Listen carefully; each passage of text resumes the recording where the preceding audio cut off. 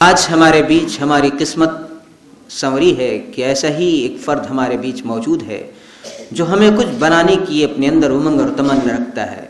उनका नाम है मोहम्मद फ़ारूक नायकवाड़े साहब, जिन्होंने बड़ी मेहनत और मशक्क़त के साथ एक किताब तरतीब दी है जिसमें मुख्तलिफ़ उन लोगों की तजुर्बात को उन्होंने जमा किया है, जिसमें कैसे एक बच्चा किस तमन्ना और आरज़ू के साथ उठा और कैसे आला मकाम पर पहुंचा, उसकी ज़िंदगी के वो मुश्किल तरीन मराहिल का तफसीली ज़िक्र उन्होंने अपनी किताब में किया है। आज हम उनको बराह रास्त उनके मलफुज़ात सुनने के लिए बैठे हैं। मैं जनाब मोहतरम मोहम्मद फ़ारूक नायकवाड़े साहब से दरख्वास्त करता हूँ कि अपने तजुर्बात से हमें मुस्तफ़ीद फ़रमाएँ। जो आला ज़र्फ़ होते हैं हमेशा झुक के मिलते हैं, सुराही सरनिगू होकर भरा करती है पैमाना। सुब्हानक ला इल्म लना इल्ला मा अल्लमतना इन्नका अंतल अलीमुल हकीम। स्टेज पे तशरीफ़ फरमा सारे मेहमान और दोस्तों, सबसे पहले बोले इसके अंदर जिनका ग्रेजुएशन कंप्लीट है ऐसे अगर हाथ उठाएं जिनका ग्रेजुएशन कंप्लीट है। बहुत कम है। अच्छा, एसएससी और एचएससी कंप्लीट है, अंडर ग्रेजुएट्स हैं, ऐसे कितने हैं? ज़्यादा है। इसमें से कितने लोगों ने यूपीएससी का सिलेबस देखा है? यूपीएससी का कंप्लीट सिलेबस कितने लोगों ने देखा है? अच्छा, कितने लोगों को बेसिक पैटर्न मालूम है कि प्रीलिम्स एग्ज़ाम होती है, मेन होती है, इंटरव्यू होती है? बेसिक इन्फॉर्मेशन कितने लड़कों का एग्जामिनेशन के बारे में? ओके, ठीक है। एक नहेज़ है, एक तरतीब है। एक छोटा बच्चा खाना खा रहा था हुज़ूर पाक अलैहिस्सलाम के साथ। बच्चा था वो, तो खाने में कभी उसका हाथ इधर जाए, कभी उधर जाए, कभी खाना नीचे गिराए। आप सल्लल्लाहु अलैहि वसल्लम ने उसको मना किया और उसको खाने के आदाब सिखाए। कैसे नहीं, बल्कि सीधे हाथ से खाओ, अपनी तरफ से खाओ। उसको तरतीब सिखाए, उसको आदाब सिखाए। तो ये आदाब का सीखना भी साबित है और सिखाना भी साबित है। आप सल्लल्लाहु अलैहि वसल्लम कभी खजूर खाते तो फिर थोड़ी ककड़ी खाते हैं जी, कि इसकी तासीर गर्म है, उसकी तासीर ठंडी है। सारी उम्मत को आप समझिए डिसिप्लिन सिखाया है, एक तरतीब सिखाई है, एक नहज सिखाई है। तो हर काम की एक बुनियाद है, एक तरतीब है, एक नहज है, और उस नहज से उसको करना है तो फिर हर काम हमारे लिए आसान है। अब सबसे बड़ा जनरल माइंड ये बना हुआ है लोगों का कि आईएएस, आईपीएस और आईएफएस इसकी एग्ज़ाम बहुत टफ होती है और इसको पास करने के लिए बहुत नॉलेज की ज़रूरत है, बहुत मेहनत की ज़रूरत है। ये सारी की सारी गलतफहमियां हैं और यूपीएससी के लिए बहुत 90-80% के लोग चाहिए, ये भी गलत है। 90%, 95% है तो यूपीएससी पास होगा, तभी आईएएस बनेगा, बिल्कुल ज़रूरत नहीं है। जिसके एकेडमिक करियर में 50% और 55% से ज़्यादा मार्क नहीं मिले हैं, ऐसे लड़के आज कलेक्टर हैं, डीसीपी हैं, इनकम टैक्स कमिश्नर हैं। जिनको यूपीएससी एग्ज़ाम देने तक इंग्लिश में एक एसे नहीं लिख सकते थे, ऐसे लड़के आईएएस हैं। जिसके घर में यूपीएससी का बैकग्राउंड नहीं था, अच्छे पैसों का बैकग्राउंड नहीं था, ऐसे गरीब घर के बच्चे आईएएस आईपीएस बने हुए हैं। तो बिल्कुल सबसे पहले ज़हन ये बनाना है कि एक यूपीएससी का पैटर्न है, एक अप्रोच है, उसको अपने अंदर आत्मसात करना है, बस यूपीएससी में कामयाबी है। पब्लिक समझती है कि यूपीएससी के एग्जाम अलग है, आईएएस के एग्जाम अलग है। Basically union public service commission एक कमीशन है जो इम्तिहान लेता है। यूपीएससी बहुत सारे अलग अलग इम्तिहान लेती है, उसमें से एक है सिविल सर्विसेज, जिसको कहते हैं नागरिक सेवा परीक्षा। और इन सिविल सर्विसेज में जो अलग अलग पोस्ट हैं, सबसे पहली पोस्ट है आईएएस, इंडियन एडमिनिस्ट्रेटिव सर्विस, भारतीय प्रशासकीय सेवा। उसके बाद आईपीएस, इंडियन पुलिस सर्विस, भारतीय पुलिस सेवा। उसके बाद आईएफएस, इंडियन फॉरेन सर्विस, भारतीय विदेश सेवा। फिर Indian IRS, Indian revenue service, भारतीय राजस्व सेवा। फिर इंडियन रेलवे ट्रैफिक है, इंडियन पोस्टल है, इंडियन कस्टम है। ऐसे बहुत सारे 33 जॉब हैं।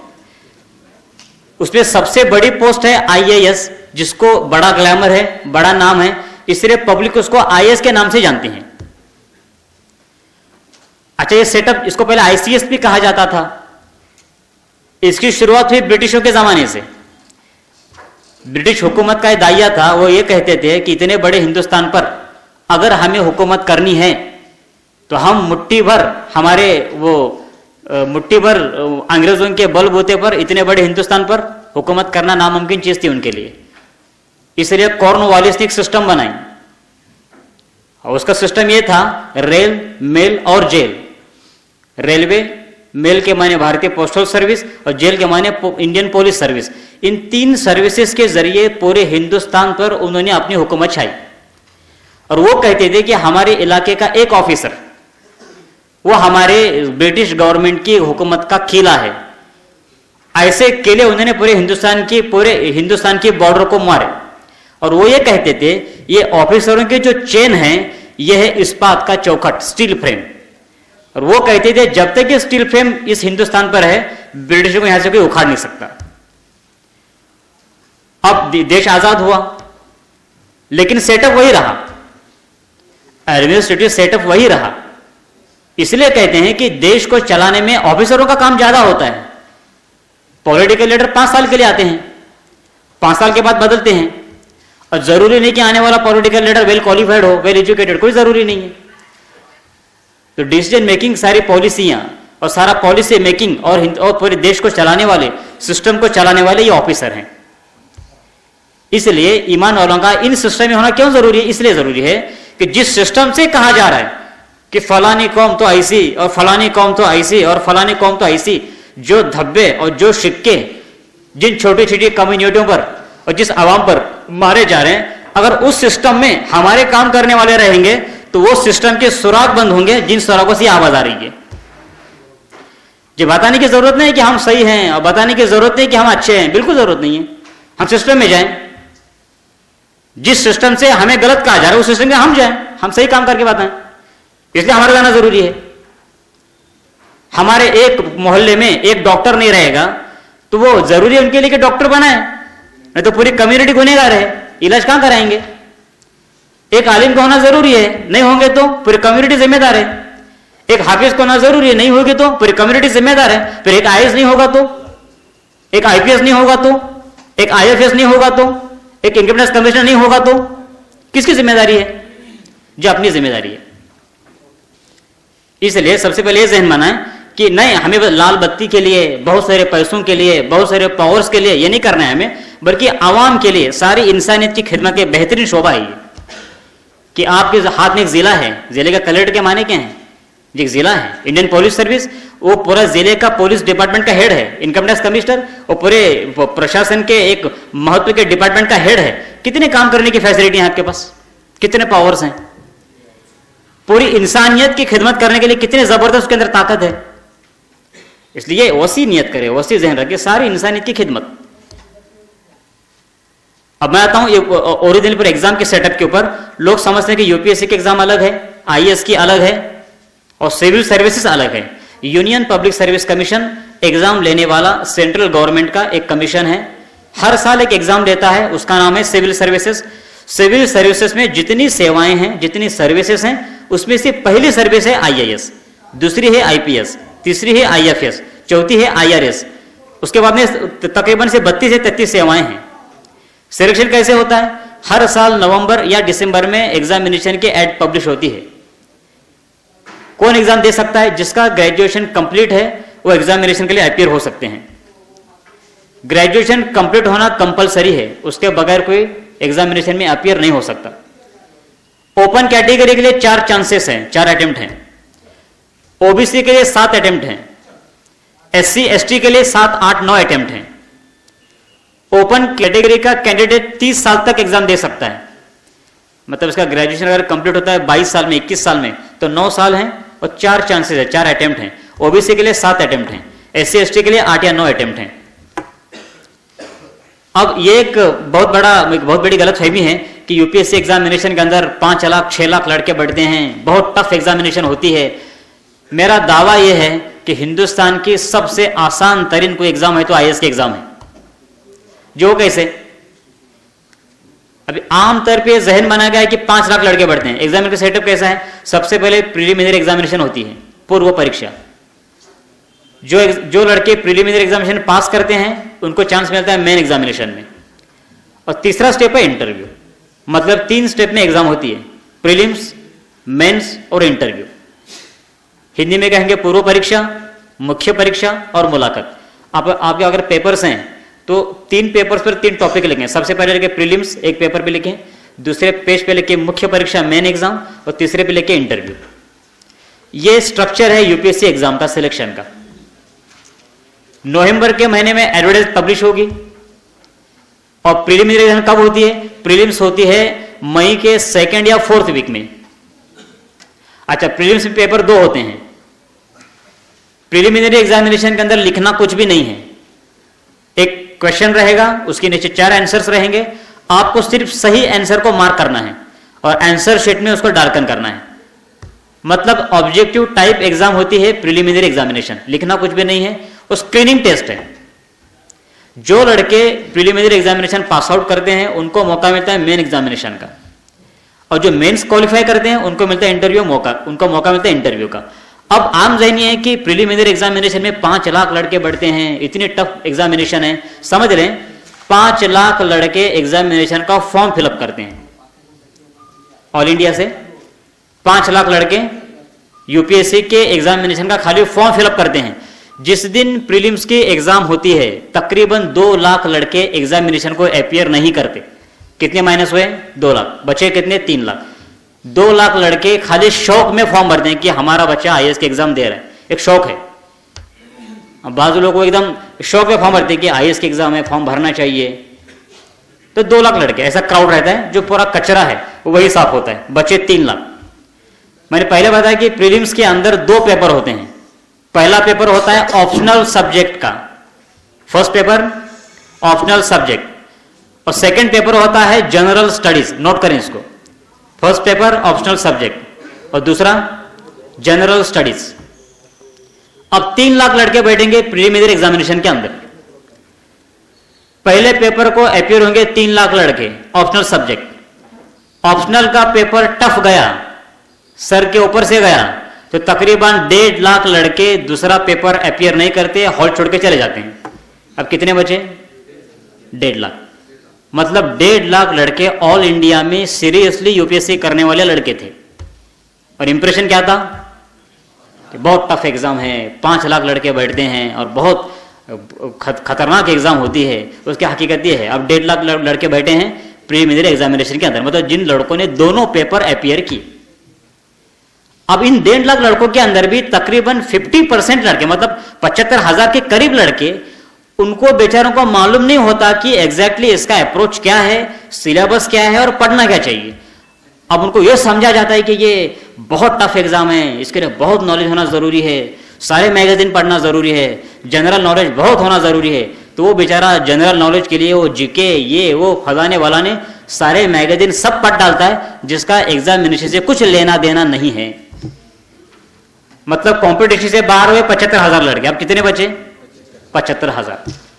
इन 75,000 लड़कों में, इन 75,000 लड़कों में जो लड़के क्लास ज्वाइन करते हैं या जिनका कोई सर्कल होता है, जिनको प्रॉपर गाइडेंस मिलता है ऐसे, और जो सीरियसली यूपीएससी करने वाले होते हैं। अब इन 75,000 लड़कों के अंदर भी कोई बेचारा जॉब करते करते यूपीएससी कर रहा है। हाँ, किसके जो है इनकम का मसला है तो कोई वो प्राइवेट में जॉब कर रहा है, फिर स्टडी कर रहा है। और कुछ लड़के जो हैं अपने घर पे बैठ के पढ़ाई कर रहे हैं, कुछ बाहर से मटेरियल मंगा रहे हैं। ऐसा भी क्राउड है, वो करना चाहते हैं लेकिन अप्रोच नहीं है, करना चाहते हैं लेकिन टाइम नहीं है। ऐसा क्राउड तकरीबन 50% है 75,000 में। अब बचे कितने? तकरीबन 30 से 35,000। अब इस 30 से 35,000 लड़कों में से मेन एग्जामिनेशन के लिए चुने जाते हैं मुश्किल से 20 या 22,000 लड़के। मतलब जो सीरियसली प्रिपरेशन करने वाले थे, सीरियसली मतलब फुल टाइम यूपीएससी, ऐसा हिंदुस्तान के अंदर क्राउड एवरी ईयर अवेलेबल है 25,000 का। वही लड़के प्रीलिम्स पास होते हैं और वही लड़के आते हैं मेन एग्जामिनेशन के लिए। मतलब यह है कि जिनको सीरियसली यूपीएससी का प्रिपरेशन करना है उनके लिए यहां पर चांस है और होप्स हैं। मतलब जो लड़के 25,000 जो मेन एग्जामिनेशन के लिए गए वही क्राउड सीरियसली करने वाला था। इसलिए सबसे पहले आपको यह तय करना है कि हमको सीरियसली प्रिपरेशन करने वाले के क्राउड में जाना है। जो सीरियसली करने वाला है वो यूपीएससी को पास करने वाला है, जो यूपीएससी को फुल टाइम देने वाला है वो यूपीएससी पास करने वाला है। आप समझ लें, लोग समझते हैं कि यूपीएससी पास होने के लिए कम से कम 5 साल पढ़ना जरूरी है, रोजाना 18 घंटा पढ़ना जरूरी है। सब बिल्कुल गलत है। मैं कहता हूं आप अपने लाइफ के सिर्फ 17 या 18 महीने यूपीएससी का दें, यूपीएससी आपको 100% सक्सेस देने वाली है। अब बिल्कुल जरूरी नहीं 18 घंटे पढ़ने की, मैं कहता हूं कि सिर्फ रोजाना 6 घंटे 7 घंटे पढ़े बस। एक नोबेल प्राइज विनर को किसी ने पूछा, आपने इतना बड़ा अवार्ड जीतना नोबेल कैसे? उसने जवाब दिया, मैंने सोते सोते नोबेल जीता है, सोकर नोबेल जीता है। तो वो कैसे? उसने कहा कि मैंने मेरे लाइफ में सिर्फ एक चीज का सही प्लानिंग किया, सोने का। सिर्फ जी, मैं ठीक टाइम पे सोता हूं और ठीक टाइम पे उठता हूं, 7 घंटे की नींद में प्रॉपर लेता हूं, रात को कभी नहीं जागता, और पूरा दिन मेरी सही एनर्जी, सही अप्रोच से, सही गाइडेंस से मैं यूज करता हूं। ये उसका फलित है जी। आप अपने लाइफ के 18 महीने, सिर्फ मैं बोल रहा हूं 18 या 16 महीने यूपीएससी को दें। यूपीएससी आपको पूरा टाइम एक लाल बत्ती की गाड़ी देने वाली है, आपको सिक्योरिटी देने वाली है, आपको सरकारी बंगला देने वाली है, आपको पावर्स देने वाली है जी, आपको काम करने का मौका देने वाली है, अपना जिला अपने अंडर में देने वाली है। ये कैसी पॉसिबल है? बिल्कुल पॉसिबल है। मिस्टर अभिनय कुमार, ये उदाहरण है मेरे पास, जीती जागती जो है सब्जेक्ट है मेरे पास। अभिनय कुमार 16 महीने यूपीएससी की पढ़ाई, 16 महीने इनकम टैक्स कमीशन पुणे, आज जाकर मिले आप। विश्वास नांगरे पाटिल, अभी जहां पर सारा हादसा हुआ ना बॉम्बे का, जिसके इलाके में हादसा हुआ, जोन 1 का डीसीपी है, डिप्यूटी कमिश्नर ऑफ मुंबई, विश्वास नांगरे पाटिल। 18 महीने यूपीएससी की पढ़ाई, 18 महीने plus Vishwas Nangare is equal to IPS, Indian Police Service. Hemant Nimbalkar life में के 20 महीने यूपीएससी के लिए, 20 महीने plus Hemant Nimbalkar is equal to IPS. तकरीबन 20 से 22 महीने is equal to Dilip Jawalkar, Uttaranchal में कलेक्टर। ये हमारा बंबई ना, बंबई से लेके आप वो धारवाड़ तक जाएं, हाईवे पर जितने शहर आते हैं ना, बंबई, पुणे, कराड़, सातारा, कोल्हापुर, बेलगाम और फिर धारवाड़, हर जिले में कोई ना कोई एसपी या कलेक्टर हमारे बैच का है। इसमें से कोई भी 25 महीने के ऊपर पड़ा हुआ नहीं है। कितना जना लाइफ में सिर्फ 20 महीने की तश्कील है, 20 महीने, 18 महीने। अच्छा, अभिनय कुमार को मैंने एक मर्तबा पूछा कि तूने 20 महीने पढ़ाई की यूपीएससी की, क्या क्या पढ़ा? लोग कहते हैं ना बहुत नॉलेज होना जरूरी है, बहुत पढ़ना जरूरी है। अभिनय कुमार कहता है मैंने मेरे सिलेबस के अनुसार, उसके 2 ऑप्शनल थे। सबसे पहला ऑप्शन था मराठी लिटरेचर, सेकंड था इंडियन हिस्ट्री, और कंपलसरी होता है जनरल स्टडीज। वो कहता है मैं general studies, Marathi literature, Indian history, prelims और मेंस और इंटरव्यू, पूरे एग्जामिनेशन के लिए मैंने कुल कितनी किताबें पढ़ी? मैंने कुल किताबें पढ़ी 42 ओनली, 42 किताबें। अभिनय कुमार 18 महीने, रिजल्ट इंडियन रेवेन्यू सर्विस। मुझे आपको मैसेज ये देना है, यूपीएससी एग्जाम एक फ्रेम है, एक अप्रोच है, उस अप्रोच को आपको पकड़ना है बस। उसका पैटर्न है। सब पढ़ने का नाम यूपीएससी नहीं है, कुछ पढ़ने का नाम यूपीएससी है, समझ लें। फॉर एग्जांपल एक जनरल स्टडी, एक सब्जेक्ट जनरल स्टडीज, प्रीलिम्स के लिए भी है, मेंस के लिए। उसमें क्या क्या है? जनरल स्टडीज के अंदर इंडियन हिस्ट्री है, इंडियन ज्योग्राफी है, Indian polity, Indian economy, science technology, current events और स्टैट है, मेंटल एबिलिटी है। ये सारे सब्जेक्ट्स का मजमू का नाम है जनरल स्टडीज, और सब सभी उसके अंदर हैं। अभी आप अगर एक एक सब्जेक्ट को डिटेल पढ़ते जाएंगे कि इंडियन हिस्ट्री मुझे पढ़ना है, कितने टॉपिक गिनाए हुए हैं? Indian history, geography, polity, economy, science tech, current events, mental ability, stat, इतना सब है जनरल स्टडीज में। अभी आप पढ़ेंगे कि मुझे बहुत डीप पढ़ाई करनी है और शुरू किया आपने हिस्ट्री से। अब हिस्ट्री के आपको कम से कम 25 किताबें पढ़नी पड़ेंगी, इकोनॉमी के 20 पढ़ना पड़ेंगी। तो सिर्फ जनरल स्टडीज कवर करने के लिए आपको लगेंगे 10 साल। तो आईएएस कब बनेंगे और कौम की खिदमत कब करेंगे? अच्छा, यूपीएससी का अप्रोच क्या है? यूपीएससी कहती है कि एक सब्जेक्ट को 3 महीने में आपको ऑपरेशन करके खत्म करना है। यह है यूपीएससी। तो उसका अप्रोच क्या है? तो यूपीएससी करने वाला और पास होने वाला, यूपीएससी करने वाला, देखो यूपीएससी करने वाले की 3 कैटेगरियां हैं। एक है स्वयं घोषित, दूसरा पब्लिक घोषित और तीसरा यूपीएससी घोषित। कुछ लोग स्वयं घोषित होगा मैं यूपीएससी कर रहा हूं, वो स्वयं घोषित है। कुछ लोग पब्लिक घोषित होते हैं कि वो पब्लिक बोलते हैं यूपीएससी कर रहा है, और कुछ यूपीएससी घोषित हो कुछ होते हैं। तो यूपीएससी घोषित वालों का पैटर्न क्या होता है, वो हिस्ट्री पढ़ना है ना तो हिस्ट्री की बुक लेके नहीं पढ़ेंगे, वो सबसे पहले हिस्ट्री का सिलेबस लेंगे कि यूपीएससी को हिस्ट्री क्या चाहिए, सिलेबस देखेगा और मार्क करेगा कि इसके बाहर मैं नहीं जाऊंगा, इसके अंदर पढ़ूंगा। सबसे पहले हिस्ट्री का सिलेबस। सेकंड, लास्ट ईयर के प्रीवियस पेपर्स निकालेगा कि लास्ट ईयर के क्वेश्चन पेपर्स में हिस्ट्री पर क्या पूछा गया है। फिर गेस करेगा कि ये पूछा गया है, अब क्या पूछा जा सकता है। अपने आप को सेव करने के लिए एक्स्ट्रा पढ़ाई करेगा और 8-10 क्वेश्चन में हिस्ट्री को खत्म करेगा। इंडियन इकोनॉमी, इकोनॉमी क्या पढ़ेगा, पूरी इंडियन इकोनॉमी नहीं पढ़ेगा वो, उसकी बेसिक इकोनॉमी एससीसी में जिसमें कंप्लीट है अब वो नहीं पढ़ेगा, अब वो इकोनॉमी का सिलेबस देखेगा, फिर क्वेश्चन पेपर का सेट लेगा, फिर देखेगा कि क्या पूछा गया है, अब पिछले साल क्या पूछा गया था और पिछले साल का एक क्वेश्चन क्यों पूछा गया था। 2 साल पहले एक क्वेश्चन आया कि ब्रिटिश गवर्नमेंट का हिंदुस्तान के डेवलपमेंट में क्या योगदान है, एक क्वेश्चन क्यों पूछा गया, उसका लॉजिक है।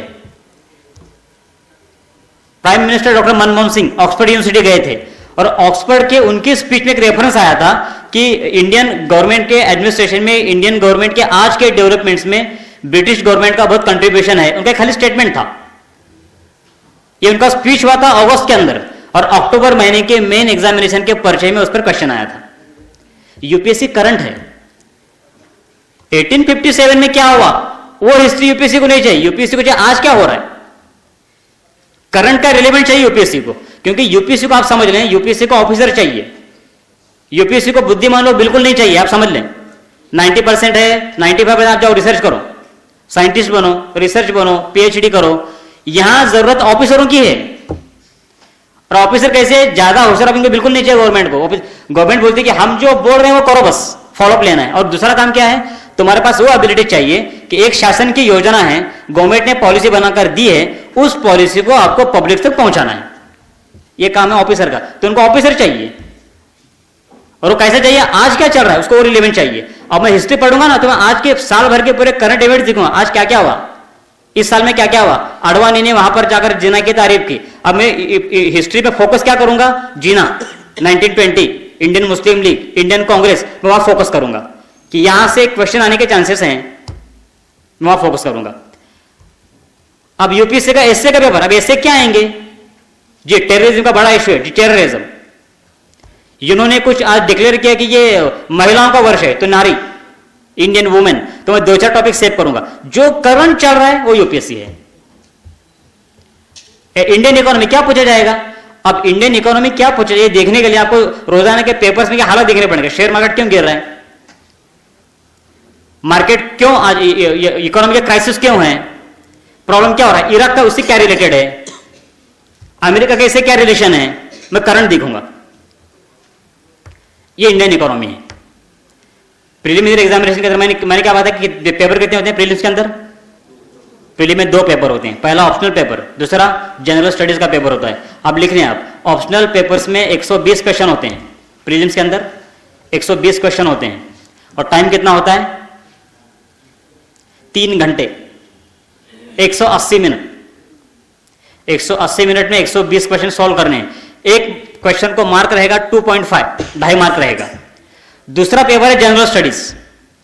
जनरल स्टडीज में मैंने जो बताया, history, geography, polity, economy, current event, सब उसके अंदर रहेगा। उसमें रहेंगे क्वेश्चन 150। क्वेश्चन कितने 150, टाइम रहेगा 2 घंटा 120 मिनट। अब हिसाब लगाएं आप, 120 मिनट में 150 क्वेश्चन सॉल्व करने जनरल स्टडीज के। उसमें हिस्ट्री के 30 क्वेश्चन रहेंगे, ज्योग्राफी के 20 रहेंगे, इकोनॉमी के 20 रहेंगे, पॉलिटी के 20 रहेंगे, करंट इवेंट के 30 रहेंगे, मेंटल एबिलिटी के 30 रहेंगे। अब हिसाब लगाएं, अगर 120 मिनट में 150 क्वेश्चन सॉल्व करने हैं तो एक क्वेश्चन कितना टाइम लगेगा 45 सेकेंड या 40 सेकेंड। क्वेश्चन पढ़ना है, आंसर तक पहुंचना है, आंसर शीट में मार्क करना है, ये सारे प्रोसेस को लगेंगे तकरीबन 20 सेकेंड या 25 सेकेंड। कब लगेगा, जब क्वेश्चन पढ़ने के बाद मुझे परफेक्ट आंसर मालूम है तो मुझे लगेंगे 20 सेकेंड। मतलब जो यूपीएससी कमीशन ने मुझे 40 सेकेंड दिए हैं एक क्वेश्चन के लिए, उसमें से 20 सेकंड में मेरा एक क्वेश्चन का हल हो गया, तो दूसरे क्वेश्चन के लिए मुझे 20 सेकंड का बोनस मिल रहा है।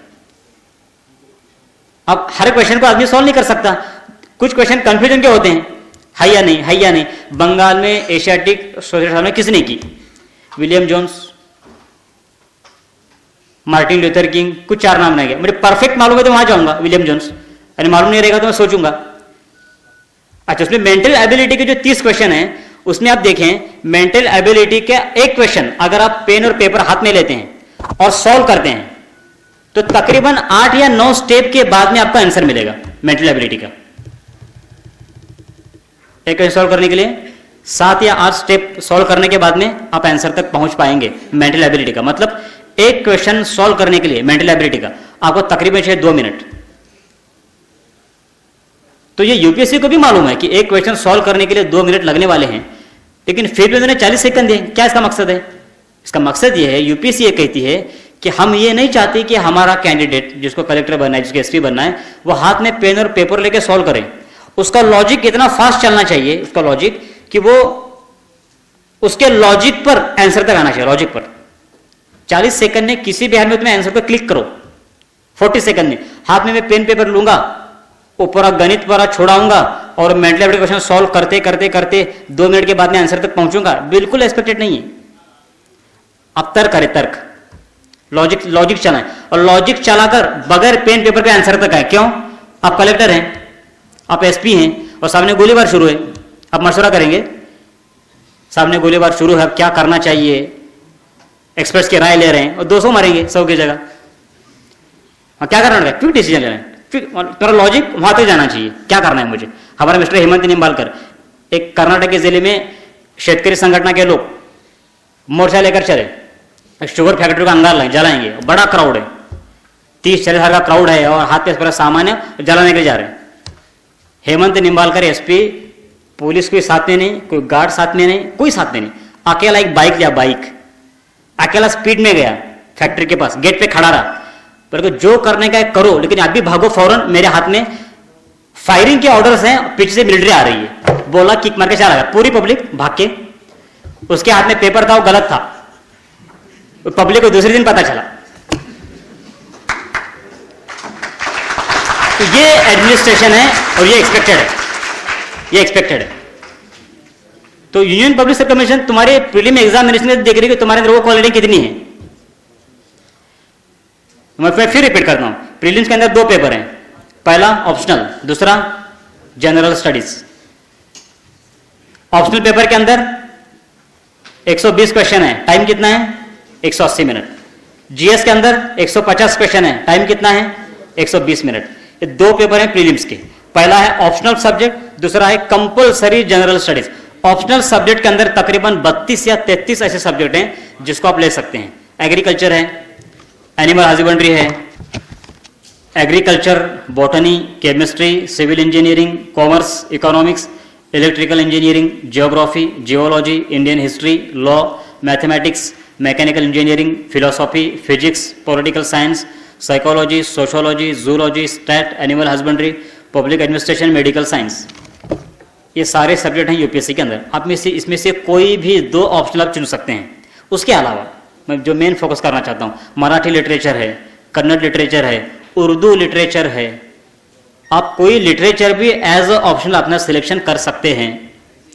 अच्छा, लिटरेचर लेने में फायदा क्या है? लिटरेचर लेंगे तो आपके अपनी लैंग्वेज की कमांड है, आपके पास गाइडेंस करने वाले लोग हैं, स्टडी मटेरियल है। अच्छा, अगर उर्दू में लिखते हैं तो ऑल इंडिया की कंपटीशन कम हो जाती है। अब उर्दू लिखने वाले कितने बच्चे रहेंगे पूरे ऑल इंडिया से? कम बच्चे रहेंगे। तो मुश्किल से अगर 20 बच्चे हैं मेन एग्जामिनेशन के, तो तुम्हारे 20 ही पेपर हैं, तो 20 पेपर कौन चेक करेगा? उर्दू लिटरेचर का प्रोफेसर चेक करेगा। ये बेनिफिट है। अब मराठी लिटरेचर लेने का ट्रेंड क्यों है महाराष्ट्र में, और लड़के क्यों पास हो रहे हैं? ये रीजन है कि मराठी में लेके जाने पर महाराष्ट्र में चेक किए जाएंगे, मराठी के पेपर मराठी लोग चेक करेंगे, इसके फायदे हैं। अच्छा, उर्दू लिटरेचर का सक्सेस रेशियो जो है वो 95% है। मतलब ऑल इंडिया से 2 लड़के बढ़ते हैं, एक हुआ तो वो 50% हो जाता है, 2 बढ़े तो 100% हो जाता है। लेकिन बैठने वालों का प्रोपोर्शन है, लेकिन सक्सेस का रेशियो भी है। मराठी के लड़के हैं, उर्दू के लड़के हैं, लिटरेचर लेना आसान है, करना आसान है, और पूरा स्टडी मटेरियल अवेलेबल है, तो आप बिल्कुल आप अपनी मादरी जबान में यूपीएससी का पूरा एग्जाम दे सकते हैं। प्रीलिमिनरी एग्जामिनेशन के अंदर जो 2 पेपर हैं जनरल स्टडीज और ऑप्शनल के, उसमें आप अपने मादरी जबान में, वहां लिखना तो है नहीं कुछ। प्रीलिम्स के अंदर जो क्वेश्चन रहेगा पेपर के अंदर 2 लैंग्वेज में रहेगा, एक पेपर में रहेगा इंग्लिश और सेकंड पे रहेगा हिंदी। अगर कोई आपको इंग्लिश टर्म समझ में नहीं आ रही, आप हिंदी दे सकते हैं। अच्छा, लिखना कुछ नहीं है, खाली पढ़ना है, समझना है और आंसर को क्लिक करना है। तो प्रीलिम्स के अंदर लैंग्वेज की कोई रुकावट नहीं है। अगर कोई समझता होगा कि इंग्लिश का आना बहुत जरूरी, मेरी इंग्लिश कच्ची, तो मैं कैसे दे सकता हूं, प्रीलिम्स देना बहुत आसान है। और प्रीलिम्स पढ़ने के लिए आपको पूरा स्टडी मटेरियल अवेलेबल है, हिंदी में सब मटेरियल अवेलेबल है, सब मटेरियल अवेलेबल है हिंदी के अंदर, मराठी में अवेलेबल है। तो लैंग्वेज का ऑब्स्टेकल प्रीलिम्स के अंदर बिल्कुल नहीं है। उर्दू में है, आप हिंदी में पढ़ के दे सकते हैं, मराठी वाला है हिंदी पढ़ के दे सकता है। और इतनी इंग्लिश कम से सबको आती है जो कम से कम क्वेश्चन तो पढ़ सकें, और आना भी चाहिए जिसको कलेक्टर बनना हो, सिंपल है इतना। अच्छा, प्रीलिम्स के अंदर आपको सिर्फ ऑब्जेक्टिव टाइप क्वेश्चन रहेंगे, सही आंसर को मार्क करना है, उसको नोट करना है। जो लड़के प्रीलिम्स क्वालिफाई करते हैं उनका सिलेक्शन होता है मेन एग्जामिनेशन के अंदर। अब सेकंड थिंग आप समझ लें, नोट भी करें, प्रीलिम्स के मार्क मेन एग्जामिनेशन में काउंट नहीं होते। जो लड़के प्रीलिम पास हो गए, बस वो एक स्क्रीनिंग टेस्ट थी, क्वालिफाइंग टेस्ट थी मेन एग्जामिनेशन के सिलेक्ट करने के लिए, प्रीलिम्स के मार्क काउंट नहीं होते। अब मेन एग्जाम में क्या है, मेन एग्जामिनेशन 100% सब्जेक्टिव है और रिटन टेस्ट है, आपको पूरे पेपर्स लिखने हैं। अब पेपर्स क्या क्या रहेंगे आप नोट करें। सबसे पहला पेपर है कंपलसरी लैंग्वेज, आप उर्दू ले सकते हैं। Compulsory language first paper main examination का, कंपलसरी लैंग्वेज उर्दू ले सकते हैं, उसके मार्क्स हैं 300 मार्क। दूसरा पेपर है कंपलसरी इंग्लिश, जिसके मार्क हैं 300, कंपलसरी इंग्लिश। थर्ड पेपर है कंपलसरी एसे, 200 मार्क का पेपर है।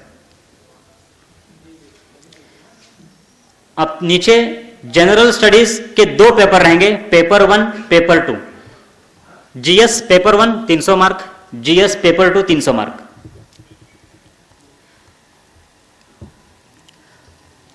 अभी आप समझ लें, यूपीएससी मेन एग्जामिनेशन के अंदर आपको 2 ऑप्शनल सब्जेक्ट चूज करने हैं, 2 ऑप्शनल।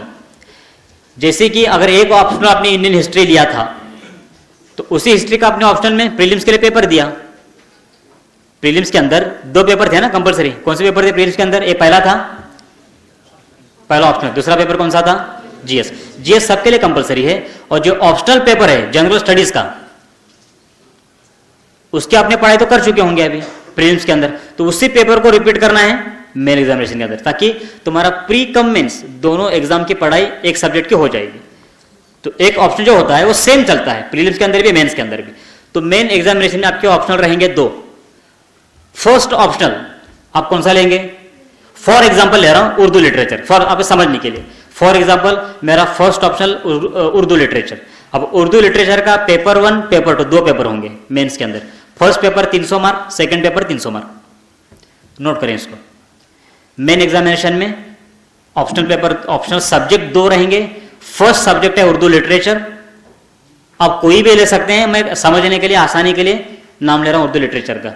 उर्दू लिटरेचर के पेपर रहेंगे 2, Urdu literature paper 1 paper 2। Paper 1 के 300 मार्क, पेपर 2 के 200 मार्क, 300 मार्क। अब ऑप्शनल सब्जेक्ट नंबर 2 आप कोई भी ले सकते हैं, हिस्ट्री ले सकते हैं, ज्योग्राफी ले सकते हैं, पॉल साइंस ले सकते हैं, पब्लिक एडमिनिस्ट्रेशन ले सकते हैं, कोई भी ले सकते हैं। कौन सा लेंगे, एक खाली एग्जाम्पल बोले मेरे को, कौन सा नाम लूं, इंडियन हिस्ट्री। चलो ऑप्शनल पेपर सेकंड तुम्हारा इंडियन हिस्ट्री। अब ऑप्शनल हिस्ट्री के पेपर 2 रहेंगे, history paper 1, history paper 2। History paper 1 के मार्क 300, हिस्ट्री पेपर 2 के मार्क 300। यह है मेन एग्जामिनेशन जो सब्जेक्टिव है और फुल लिखना है। अभी जरा टोटल काउंट मारो कितने मार्क्स हुए,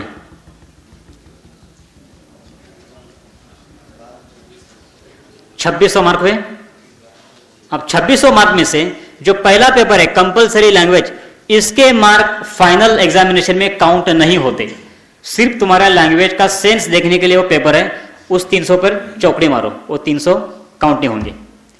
सेकंड पेपर कंपलसरी इंग्लिश, इसके मार्क भी काउंट नहीं होते। ठीक है, 2 पेपर माइनस हुए।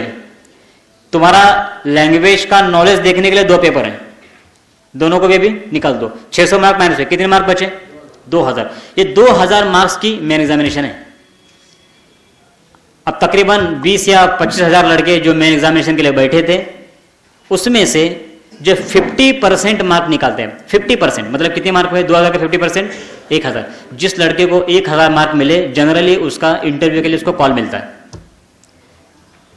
अब 25,000 में से मुश्किल से 2000 लड़कों को बुलाते हैं इंटरव्यू के लिए, बचे 30,000 लड़के फिर वापिस आएंगे और तैयारी करेंगे प्रीलिम्स की, और ऐसे बाहर हो गए। 2000 लड़के बचे और 2000 लड़के जाएंगे इंटरव्यू देने के लिए। इंटरव्यू होता है 300 मार्क्स का, इंटरव्यू होगा 300 मार्क्स का। अब इंटरव्यू के बारे में भी इतनी गलतफहमियां हैं कि यूपीएससी के इंटरव्यू में ये पूछते हैं कि तुम किस गाड़ी से आए, कितने पहिए थे, और कहाँ चढ़कर आए, और कितनी सीढ़ियाँ थी। ये सारे फालतू क्वेश्चन आईएएस के एग्जाम में बिल्कुल नहीं होते, बिल्कुल निकाले जैसे आप, कुछ नहीं रहता ये। अच्छा, ये भी नहीं है कि यूपीएससी के इंटरव्यू है उसको बहुत नॉलेज चाहिए, सब आना चाहिए। ये भी जरूरी नहीं है कि आपका इंटरव्यू 1 घंटा चले। 10 मिनट का इंटरव्यू हुआ है यूपीएससी में, 9 मिनट का हुआ है, 40 मिनट का भी हुआ है। उनको लगेगा तो वो लेंगे 10 मिनट, उनको लगा तो 40 मिनट लेंगे, लगा तो 1 घंटा लेंगे, लगा तो 5 मिनट में छोड़ देंगे, उनकी जिम्मेदारी। कोई जरूरी नहीं कि 1 घंटा चले 15 मिनट चले, कोई जरूरी नहीं, ऐसा कोई फिक्स पैटर्न नहीं है। यूपीएससी के इंटरव्यू में आपको उसने फॉर एग्जाम्पल 30 क्वेश्चन पूछे, 30 क्वेश्चन, आपको एक भी आंसर नहीं आया, मुमकिन है कि आउट ऑफ 300 आपको 250 मार्क दे, मुमकिन है।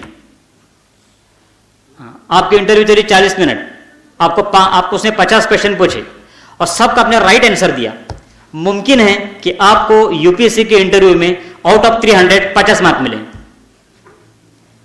यूपीएससी का इंटरव्यू नॉलेज का इंटरव्यू नहीं है, बिल्कुल नहीं है।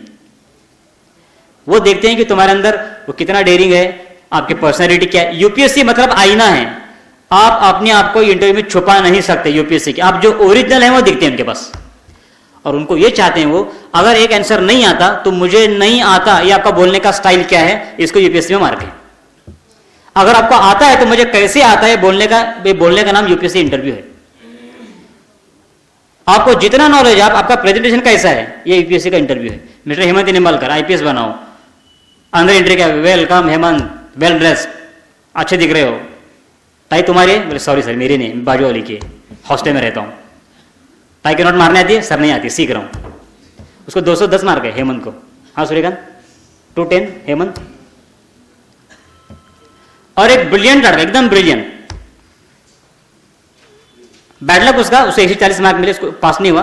बोलना है मुझे, मिस्टर श्रीकर परदेशी अकोला के कलेक्टर हैं, एमडी है, एसएससी के मेरिट लिस्ट में वो ऑल मास्टर टॉप किए थे श्रीकर परदेशी, इतना ब्रिलियंट लड़का है। और इंटरव्यू के लिए बैठा, श्रीकर बोलता है कि तकरीबन मेरी 22 मिनट इंटरव्यू चली, और 22 मिनट में श्रीकर को सारे क्वेश्चन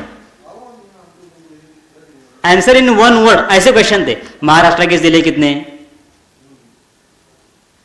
इंडिया के स्टेट कितने, महाराष्ट्र का सीएम कौन, एकदम फैक्चुअल क्वेश्चन, सारे फैक्चुअल क्वेश्चंस। इंडियन रेलवे में कितने जोन हैं, इंडियन पोस्टल कोड कब साइन हुआ, सिविल सर्विस कब शुरू हुई। श्रीकर बताया मुझे शर्म आने लगी, मैं एमडी हूं और मेरे को सारे क्वेश्चन हैरान किए, 20-25 minute answer in 1 question, answer in 1 question. बोला मैं सिर्फ एक कॉन्फिडेंस के साथ आंसर देता रहा, जो पूछेंगे बस देता रहा। श्रीकर को 240 मार्क है इंटरव्यू में, उनको उसके पेशेंस देखने थे।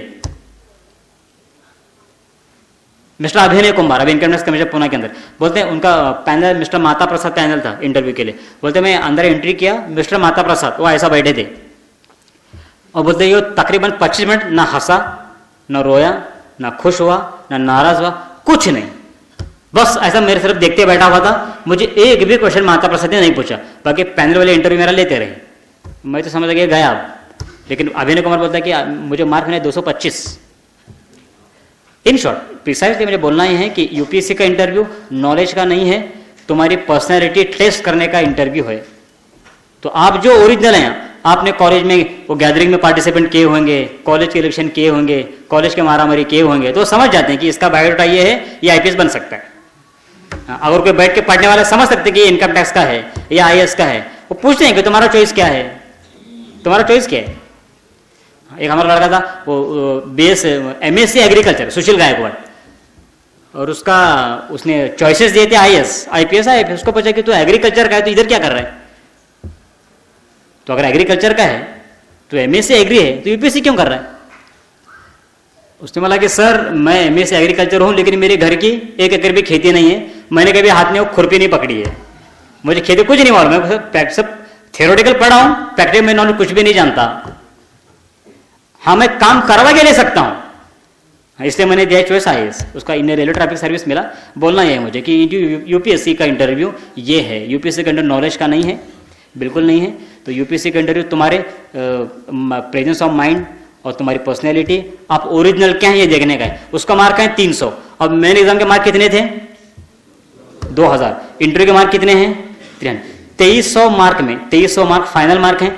इस मार्क्स में से जिसको जितने मार्क मिलेंगे उनको मिलता है सबसे पहले जो पहले 25-30 वैकेंसी होती हैं आईएएस की, इंडियन एडमिनिस्ट्रेटिव सर्विस, तो पहले 20-25 लड़कों को मिलता है आईएएस। और उस पहले 20-25 के अंदर भी अब वो कैटेगरी है, किस बार अगर 25 आईएएस के वैकेंसी हैं तो उसमें ओबीसी के 5, एससी एसटी के 5, ओपन के लिए 20, इस अंदाज से तकसीम होता है। तो पहले जो 20 लड़के रहेंगे उसमें अगर कोटा है ओबीसी का, एससी एसटी का रिजर्वेशन, तो उनको अलॉट होती है बाकी के पोस्ट ओपन कैटेगरी को।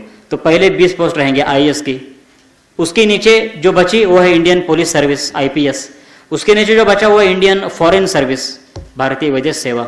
उसके बाद फिर इंडियन रेवेन्यू सर्विस है, इनकम टैक्स सर्विस है, इंडियन पोस्टल सर्विस है, Indian railway traffic service, Indian railway account service, Indian custom service. लेकिन यूपीएससी की जो भी सर्विस है वो गवर्नमेंट के एक जिले के डिपार्टमेंट का हेड रहेंगे, एक जिले के हेड रहेंगे इस सर्विसेज में। अब जिसको आईएएस मिलता है वो तो राजा है जिले का, जिसको आईपीएस मिलता है वो भी राजा है जिले का। लेकिन जनरली पब्लिक ये समझती है कि आईएएस के एग्जाम इसको बोलते हैं, ये आईएएस के एग्जाम नहीं है, ये सिविल सर्विसेज है। कुछ लोगों को आईएएस मिलता है, कुछ को आईपीएस मिलता है, कुछ को आईपीएस मिलता है। जिसको आईपीएस मिला, जिसको आईएफएस मिला, वो फिर से एग्जामिनेशन दे सकते हैं आईएएस बनने के लिए, दे सकते हैं। लेकिन अगर किसी को आईएएस मिला, उसको अगर रैंक इंप्रूव करनी है तो वो फिर से एग्जाम को नहीं दे सकता। अगर किसको आईएफएस मिला, इंडियन फॉरेन सर्विस, और उसने ट्रेनिंग ज्वाइन किया, आईएफएस ट्रेनिंग ज्वाइन करने वालों को फिर से एग्जामिनेशन देने की परवानगी नहीं है, क्योंकि उनका तकरीबन 2 साल का ट्रेनिंग है फॉरेन सर्विस का। इतने मॉड्यूल, इतने अटैचमेंट्स हैं, गवर्नमेंट का इतना खर्चा होता है, गवर्नमेंट का आप ज्वाइन करो या आप वापस नहीं जाएंगे। अच्छा, कैडर का मसला क्या है?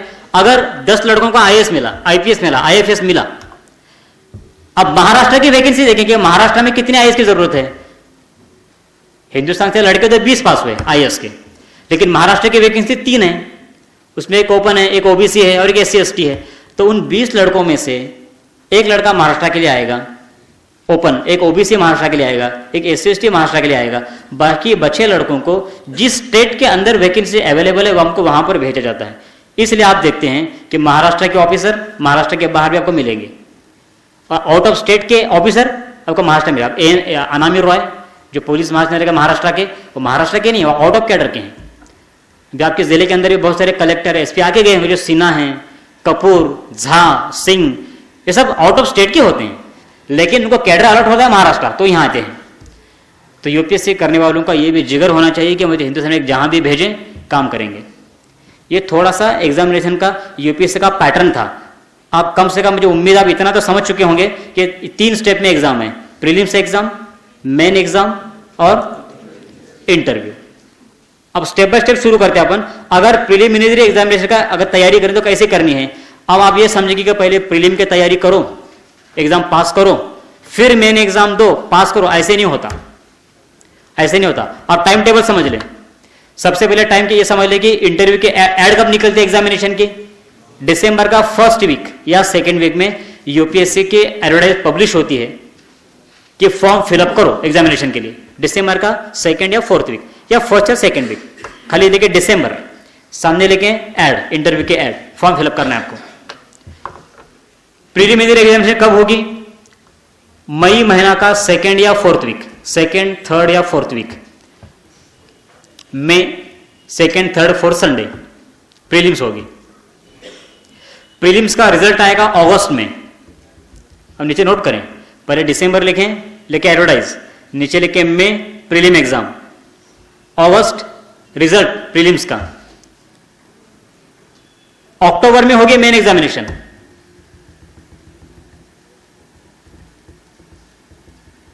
अक्टूबर में होगी मेन एग्जामिनेशन। अब एक महीना एग्जामिनेशन चली अक्टूबर की, तो अक्टूबर के एग्जामिनेशन का रिजल्ट तकरीबन आता है मार्च में, मतलब नवंबर, दिसंबर, जनवरी, फरवरी, 4 महीनों का गैप है। उसके बाद होगा मार्च में उसका आएगा रिजल्ट। प्लीज स्वागत करें जकरिया मैडम का, स्वागत करें तालियां बजाकर।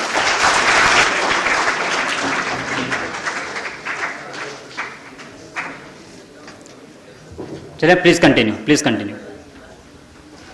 मैं फिर से रिपीट करता हूं, आप बोलें। सबसे पहले examination prelims, second mains, third review. Prelim के अंदर 2 पेपर्स, ठीक है, 3 स्टेप के एग्जाम है। पहली स्टेप बोले आप, पहली step, second step, third step interview.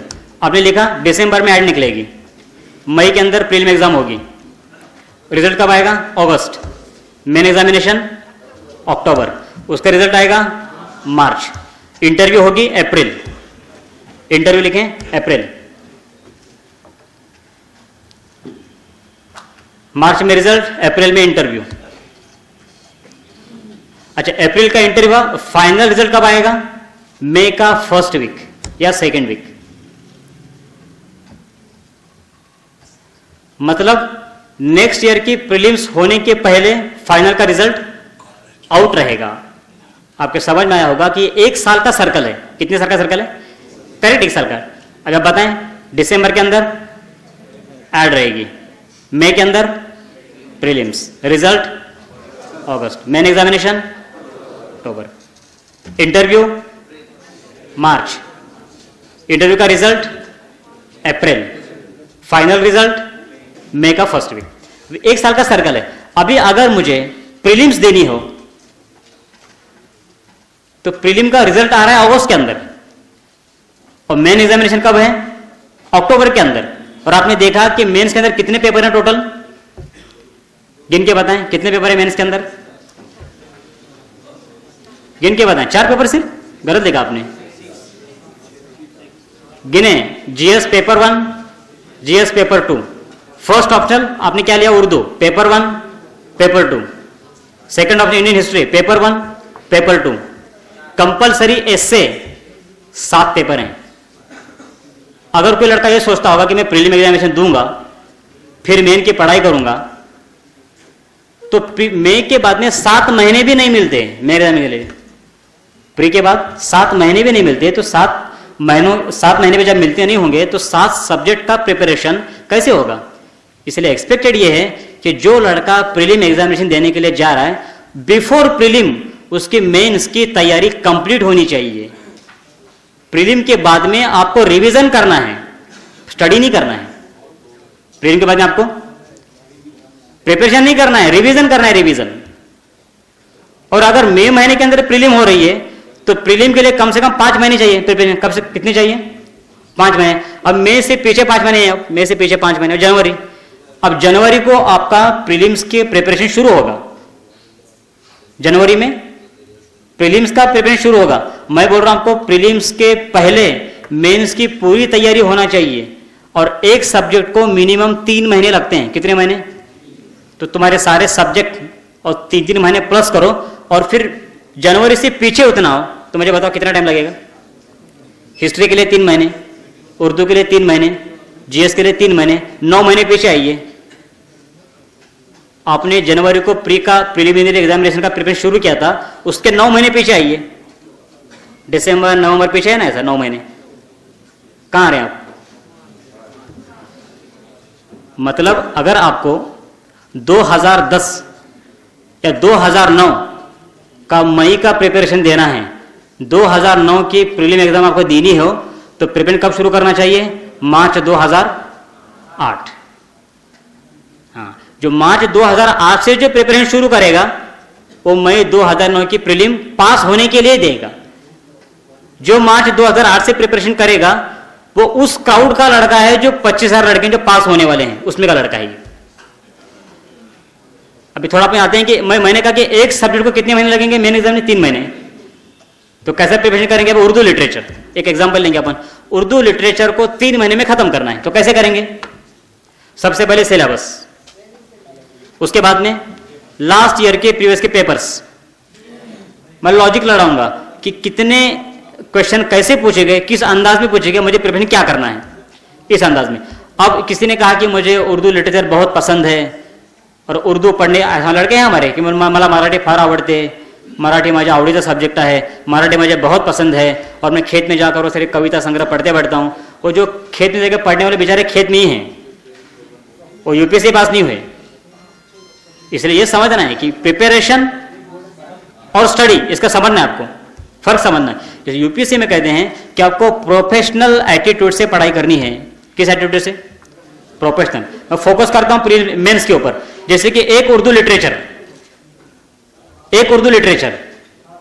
300 mark का पहला पेपर है, तो आपको यह देखना पड़ेगा कि मेन एग्जामिनेशन के फर्स्ट उर्दू लिटरेचर पेपर में कितने टॉपिक्स हैं, कितने सब्जेक्ट हैं, कितने क्वेश्चन हैं। उसमें रहेगा कि 600 शब्दों में 3 प्रश्न लिखो। कितने? 600 शब्दों में 3 प्रश्न लिखो। उसके अलावा 150 शब्दों में 6 क्वेश्चन लिखो। 150 शब्दों में 6 क्वेश्चन लिखो। टोटल टैली मारेंगे तो कम से कम आपको 3000 वर्ड्स लिखने हैं। कितने वर्ड लिखने? ये समझना है हमें कि मुझे 3 घंटों में 3000 वर्ड्स मेन एग्जामिनेशन के पेपर में छाप कर आना है। कितने हजार वर्ड्स? 3000 वर्ड्स। अब मेरा भविष्य, मैं उस पेपर पर मैं कितनी किताबें पढ़ा, यूपीएससी को लेना देना नहीं है। मैंने कितने महीने पढ़ाई की, यूपीएससी को लेना देना नहीं है। मैंने कहां कोचिंग लिया, यूपीएससी को लेना देना नहीं है। यूपीएससी कहेगी कि 3 घंटे में इस पेपर पर इस लड़के ने क्या छापा है, यह तुम्हारा भविष्य। इसलिए हमको क्या करना है? प्रोफेशनल एटीट्यूड से पढ़ाई। 3 घंटे मतलब कितने मिनट? 180 मिनट। 180 मिनट में मुझे 3000 वर्ड छाप कर आना है। कितने वर्ड्स? तो 1 मिनट में कितने वर्ड लिखने पड़ेंगे? डिवाइड करो। 180 मिनट में अगर 3000 वर्ड लिखने हैं तो 1 मिनट में कितने वर्ड? करो कैलकुलेट, कितना लिखना पड़ेगा? 180 इंटू 3000 है किसी का मोबाइल? कितना हुआ जी? मिनिमम 25। तो 1 मिनट में आपको 25 वर्ड्स लिखना है। हमने एवरेज लड़कों का टेस्ट लेकर देखा है, एक लड़का 1 मिनट में एवरेज 20 वर्ड्स लिख सकता है। अगर किसका 25 का एवरेज है तो अच्छा, लड़का अच्छा है। तो 25 दिख रहा है तो लड़का अच्छा है। अभी आप एक्सपेरिमेंट करें, जिसके पास पेन और पेपर है, मैं कहूंगा स्टार्ट, आपको लिखना शुरू करना है। आपको क्या लिखेंगे? भारत मेरा देश है, सारे भारतीय मेरे बांधव। रुकना नहीं है, 60 सेकंड आपको कंटिन्यू लिखना है। 60 सेकंड, 60 सेकंड। मैं बोलूंगा स्टार्ट, आपको लिखना शुरू करना है। मैं कहूंगा स्टार्ट, आप फौरन लिखना शुरू करेंगे, रुकेंगे नहीं, बिल्कुल लिखेंगे। स्टार्ट। 60 सेकंड में भारत मेरा देश है, सारे भारतीय मेरे, जो लिखना है लिखें इस 60 सेकंड, बिल्कुल रुकेंगे नहीं। और तुम्हारा जो फाइनल स्पीड है, पूरा स्पीड लगाओ उसके पीछे, लिखते रहें। 60 सेकंड कम होने के बाद मैं बोलूंगा।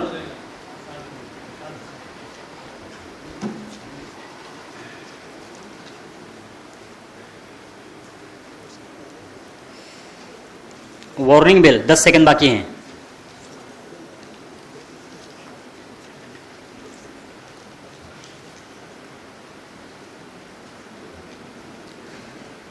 स्टॉप, बंद करो। अब एक काम करें, अपने वर्ड्स गिने, कितने वर्ड है, गिनो वर्ड।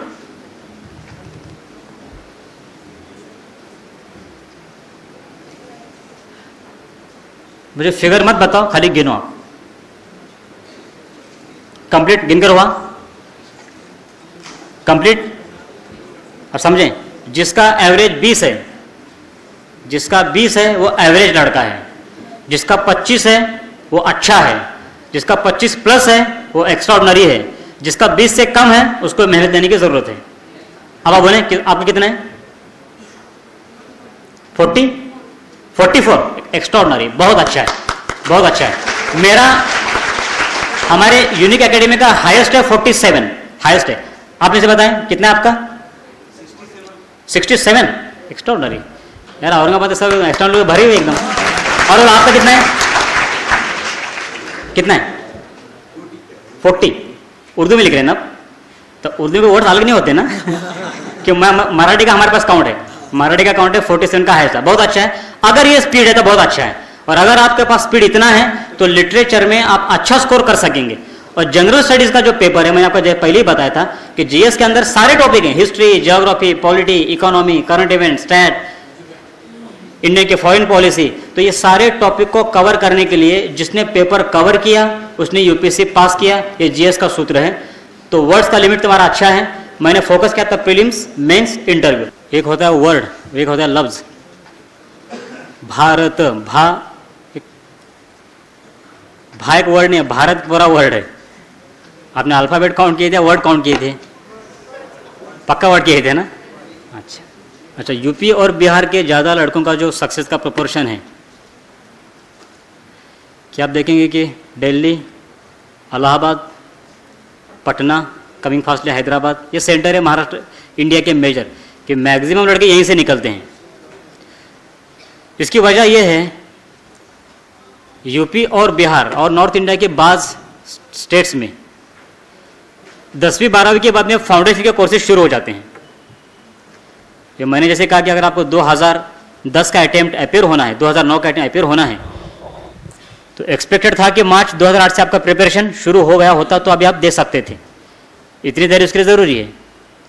लेकिन यूपी बिहार का माहौल ऐसा है कि यूपी बिहार में 10वीं 12वीं के बाद में लड़के काम पे लग जाते हैं। मतलब जो बेसिक नॉलेज पढ़ना है, बेसिक, उनका बेसिक पूरा कंप्लीट हो जाता है। अच्छा, बच्चे क्यों पढ़ते हैं जब यूपी बिहार के अंदर लिटरेसी कम है, वहाँ पर अपॉर्चुनिटीज़ कम है, जॉब की कुछ ज़्यादा अपॉर्चुनिटीज़ नहीं है? यही वजह है। यूपी बिहार में उन पर कंपल्शन है कि तुम या तो IAS IPS बनो, नहीं तो गुंडा बनो, दूसरा को ऑप्शन नहीं उनके पास, तुमको करना ही पड़ता है। और महाराष्ट्र का, हमारे इलाके का हाल ऐसा है, यहाँ लड़का SSC फेल भी है तो उसको कॉल सेंटर की जॉब मिलती है, 12वीं फेल है उसको कॉल सेंटर की जॉब मिलती है।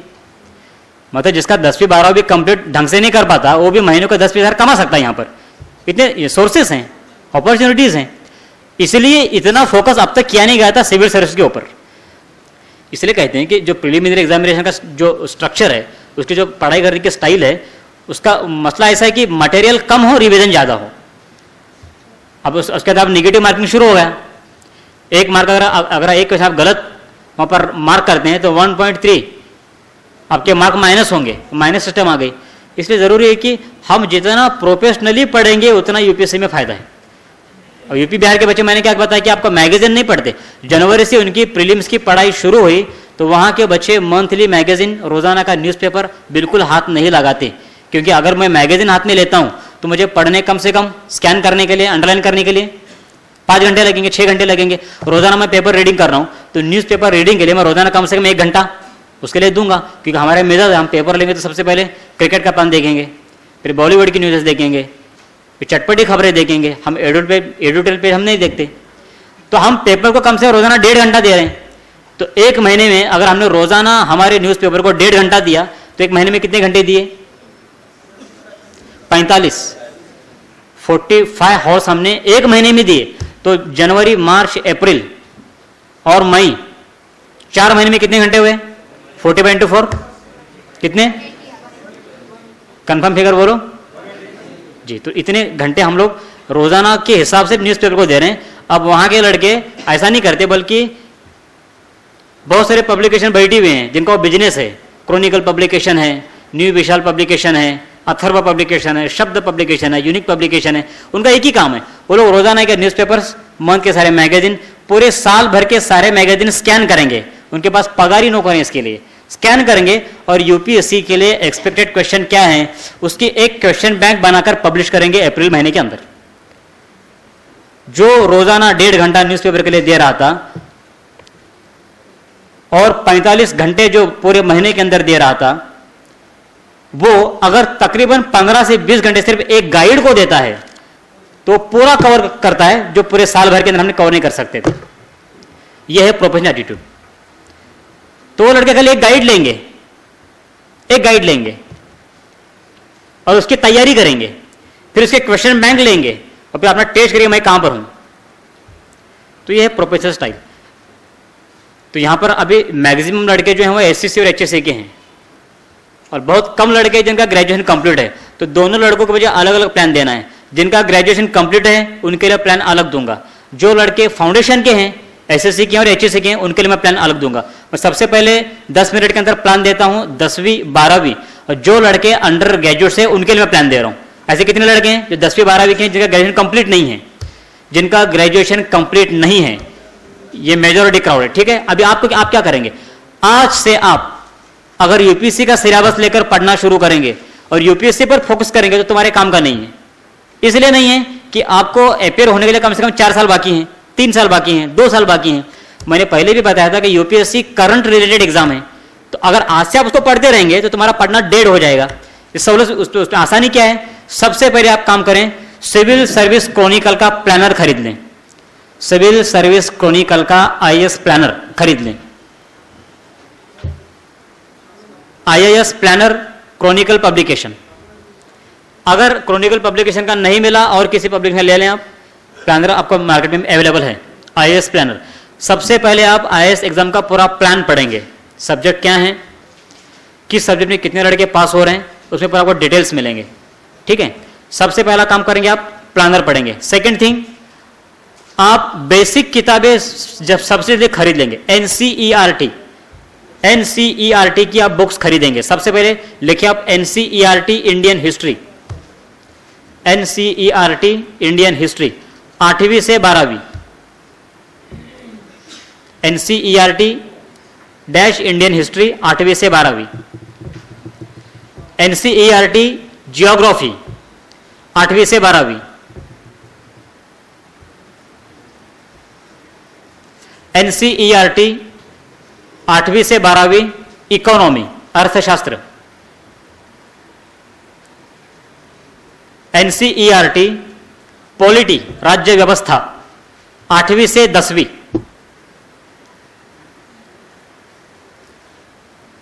स्टैटिस्टिक्स सांख्यिकी 8वीं से 10वीं।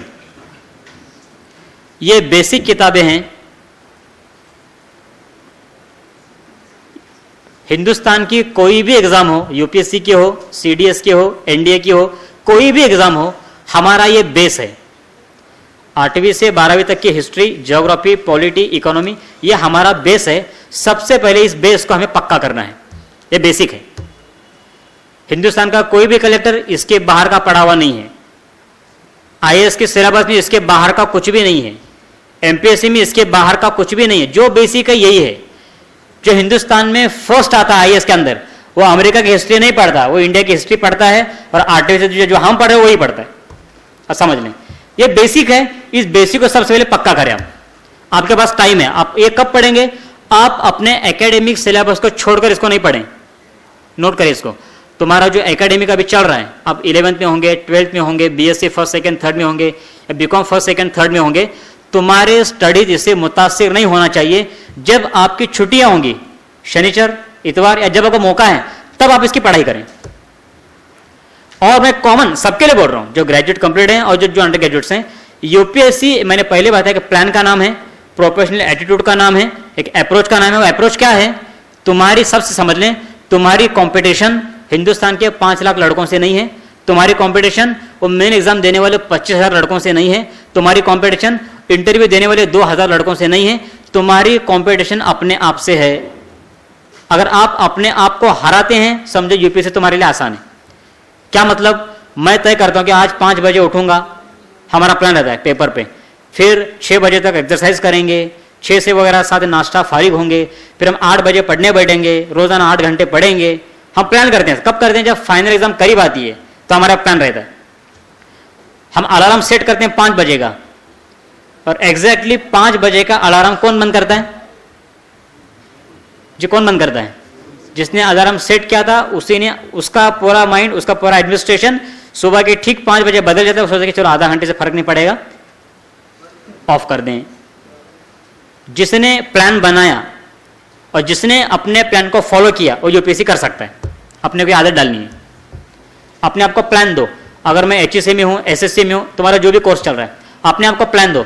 या फिर जो अंडर ग्रेजुएट्स हैं, अपने आप को प्लान दें, इस हफ्ते में इतने घंटे में मुझे फलाना टॉपिक खत्म करना है, उतने घंटों में, उतने हफ्तों में अगर मैं उस प्लान को कंप्लीट करना हूं उस टॉपिक को खत्म कर रहा हूं, इसका मतलब कि मैं जो प्लान करता हूं उसको अचीव करता हूं, मतलब मेरे अंदर यूपीएससी पास होने की एबिलिटी है।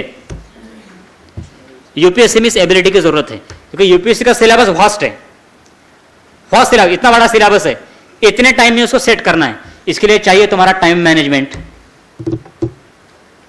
ये आदत डालें, अभी से आदत डालें इसकी। पर आप टाइम कम लें, अपने आप को ज्यादा मुझे लगे, बिल्कुल जरूरत नहीं है कि 4 बजे उठना है, बिल्कुल जरूरत नहीं है। अच्छी नींद ले 7 घंटे की, रोजाना देख रहा हूं रोजाना 3 घंटे बैठेगा, हर्ष की बात नहीं, लेकिन उसको फॉलो करो। आप जो तय करते हैं उसको फॉलो करो, आप जो प्लान करते हैं उसको अचीव करो, उसको पूरा करो। आप जो तय कर रहे हैं अगर वैसा कर रहे हैं तो आप सक्सेस होने के लाइन पर हैं। आप समझ इस चीज को। इसलिए फाउंडेशन के बच्चे सबसे पहले प्लानर खरीदें, एनसीईआरटी की बुक्स खरीदें, अपना बड़ा बेसिक कंप्लीट करें, कंप्लीट होने तक। और जब आपका लास्ट ईयर आएगा यूपीएससी का, तो तुम्हारे जो ऑप्शनल सब्जेक्ट हैं 2, उसको फाइनल करें। मतलब ग्रेजुएशन कंप्लीट होने के बाद हम ऑप्शनल तय नहीं करें, बल्कि कम से कम 1 साल पहले, 1.5 साल पहले अपने ऑप्शनल फाइनल करें। अगर तुम्हारा उर्दू लिटरेचर है, इंडियन हिस्ट्री है, तुम्हारे सब्जेक्ट को फाइनल करो और करने के बाद में हर सब्जेक्ट के लिए एक रिसोर्स पर्सन रखें। फॉर एग्जाम्पल तुम्हारा उर्दू लिटरेचर है, उर्दू लिटरेचर के लिए 25 लोगों से मशवरा नहीं करें। सबसे पहले क्या करें, उर्दू लिटरेचर लेकर जो यूपीएससी करने वाला है उससे कांटेक्ट करो। उर्दू लिटरेचर में पीएचडी करना डिफरेंट थिंग, उर्दू लिटरेचर में एमफिल करना डिफरेंट थिंग, उर्दू लिटरेचर में बीए करना डिफरेंट थिंग, और उर्दू लिटरेचर में यूपीएससी करना अलग चीज है, समझ लें आप। हिस्ट्री में पीएचडी करना अलग चीज है, हिस्ट्री में एमफिल करना अलग चीज है, हिस्ट्री एमफिल के लिए पढ़ना अलग है, हिस्ट्री पीएचडी के लिए पढ़ना अलग है, और हिस्ट्री यूपीएससी के लिए पढ़ना अलग है। आपने समझा कि हिस्ट्री के पीएचडी हैं वो मुझे गाइडेंस करके बिल्कुल नहीं कर सकते, वो आपको ट्रेडिशनल पैटर्न पे डालेंगे, ये किताबें पढ़ो, 25 किताबें पढ़ो, 100 किताबें पढ़ो, आप भटक जाएंगे, बिल्कुल फायदा नहीं होगा। जो लड़का यूपीएससी की एग्जाम दे रहा है, जिसने हिस्ट्री लेकर यूपीएससी दी है, जिसने हिस्ट्री लेकर यूपीएससी का पढ़ाई जिसने की है, अब उसका अप्रोच लो। इसलिए सबसे पहले क्या करना है, लास्ट ईयर में ऑप्शनल सब्जेक्ट फाइनल करने हैं, हर ऑप्शनल सब्जेक्ट का एक रिसोर्स पर्सन फाइनल करना है। सबसे मशवरा बिल्कुल नहीं करना है। हमारे हिंदुस्तान में और हमारे महाराष्ट्र में यूपीएससी का गाइडेंस करने वाले फ्री में मिलते हैं, हर गली में मिलते हैं, हर मोहल्ले में मिलते हैं यूपीएससी का गाइडेंस करने वाले। बिल्कुल बोलेंगे बहुत टफ होती है, बहुत नॉलेज होना जरूरी है। एक महाशय हमारे दोस्त को बोल रहे थे, जियोग्राफी, उसका जियोग्राफी ऑप्शनल था, उसको बोलते थे कि तू रोजाना का जो वेदर है ना टीवी पर, और रोजाना नोट करके रख, यूपीएससी बहुत इंपॉर्टेंट है। अब रोजाना का लेके क्या करेगा वो, तो गाइडेंस के लिए कुछ भी करेंगे आपको। सबसे मशवरा बिल्कुल नहीं करना है। अगर आपका उर्दू लिटरेचर है, आपका एक रिसोर्स पर्सन होगा, आप यूपीएससी करने वाले स्टूडेंट से गाइडेंस लेंगे, या कोई अच्छे प्रोफेसर हैं उनसे गाइडेंस लेंगे, और आप स्टडी मटेरियल फाइनल करेंगे कि इतनी मिनिमम किताबें, उसके बाद आप नहीं पढ़ेंगे। एक प्रोफेशनल एटीट्यूड है, उस एटीट्यूड से आपको करना है। इंशाल्लाह बहुत कम अरसे में, बहुत कम मेहनत में इंशाल्लाह सक्सेस देंगे। फाउंडेशन के बच्चों के लिए मैंने प्लान दिया, पहले प्लानर खरीदें, एनसीईआरटी की बुक्स खरीदें। लास्ट ईयर में जब आएंगे तब आपको ऑप्शनल सब्जेक्ट फाइनल करना है, तब आप मुझे जरूर कांटेक्ट करें, इंशाल्लाह मैं मदद करूंगा जो मेरे बस में है। और आप रिसोर्स पर्सन देखें, रिसोर्स मटेरियल देखें, और फिर एक साथ बैठकर खरीद कर मटेरियल एक साथ पढ़ाई शुरू कर दें। आसान तरतीब ये है।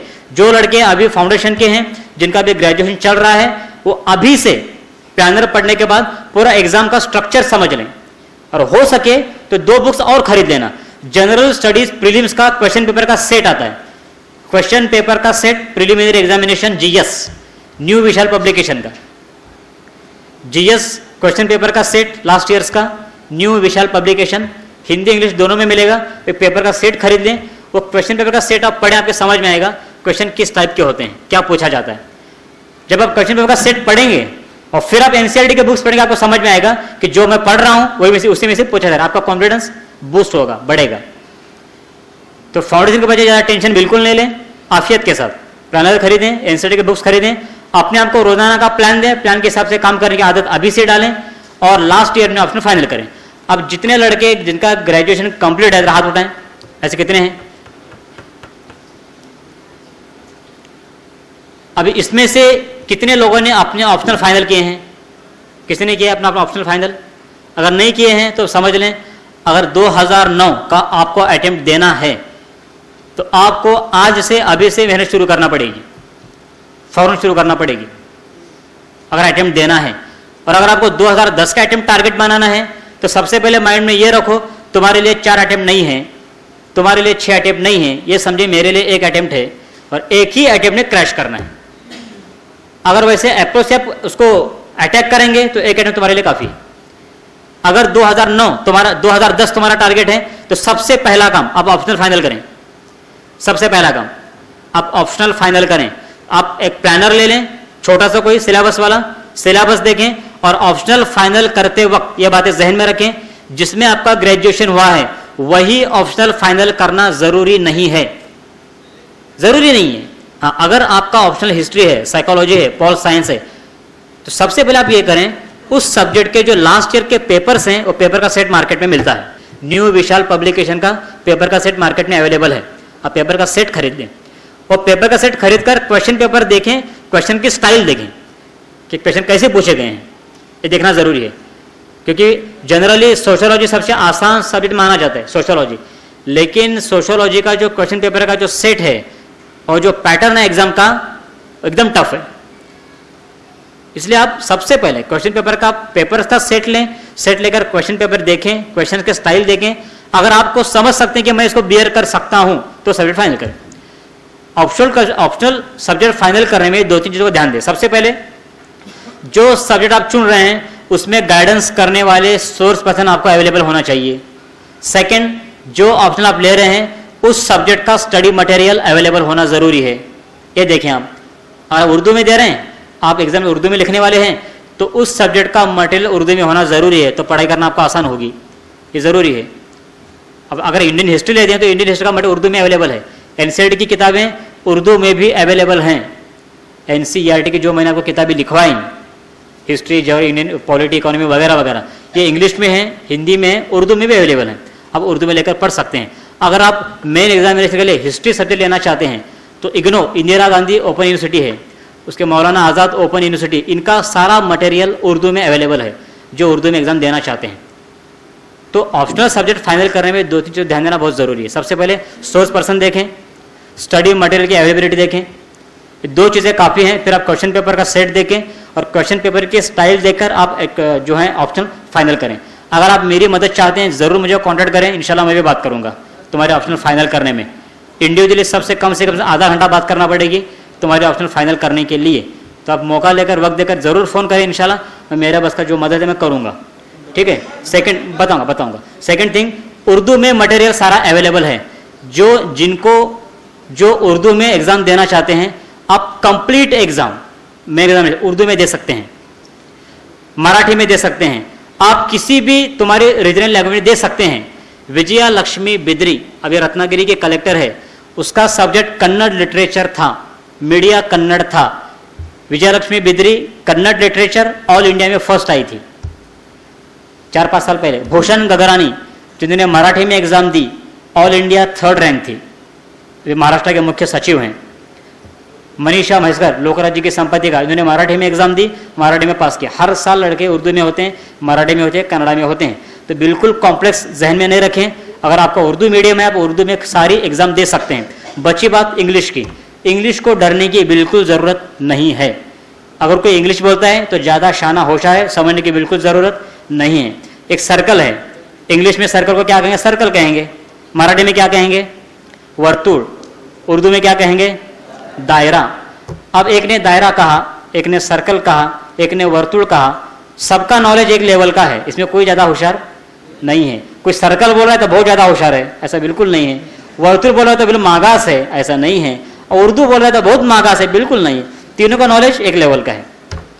अच्छा, अगर आपको इंग्लिश पे कमांड लेनी है तो सिंपल तरतीब है, कोई कोर्स ज्वाइन करने की ज़रूरत नहीं है, ज़्यादा मेहनत नहीं है। रोज़ाना आप 3 मिनट, कितने मिनट? 3 मिनट। अगर आप मराठी मीडियम से हैं तो ऑक्सफोर्ड की मराठी इंग्लिश डिक्शनरी आती है। उर्दू लिटरेचर के हैं तो उर्दू इंग्लिश की अच्छी डिक्शनरी लें। और तुम्हारे घर में जैसे कि फ़ोन की डायरी होती है ABCD की, A के लिए 2 पन्ने, B के लिए 2 पन्ने, C के लिए 2 पन्ने।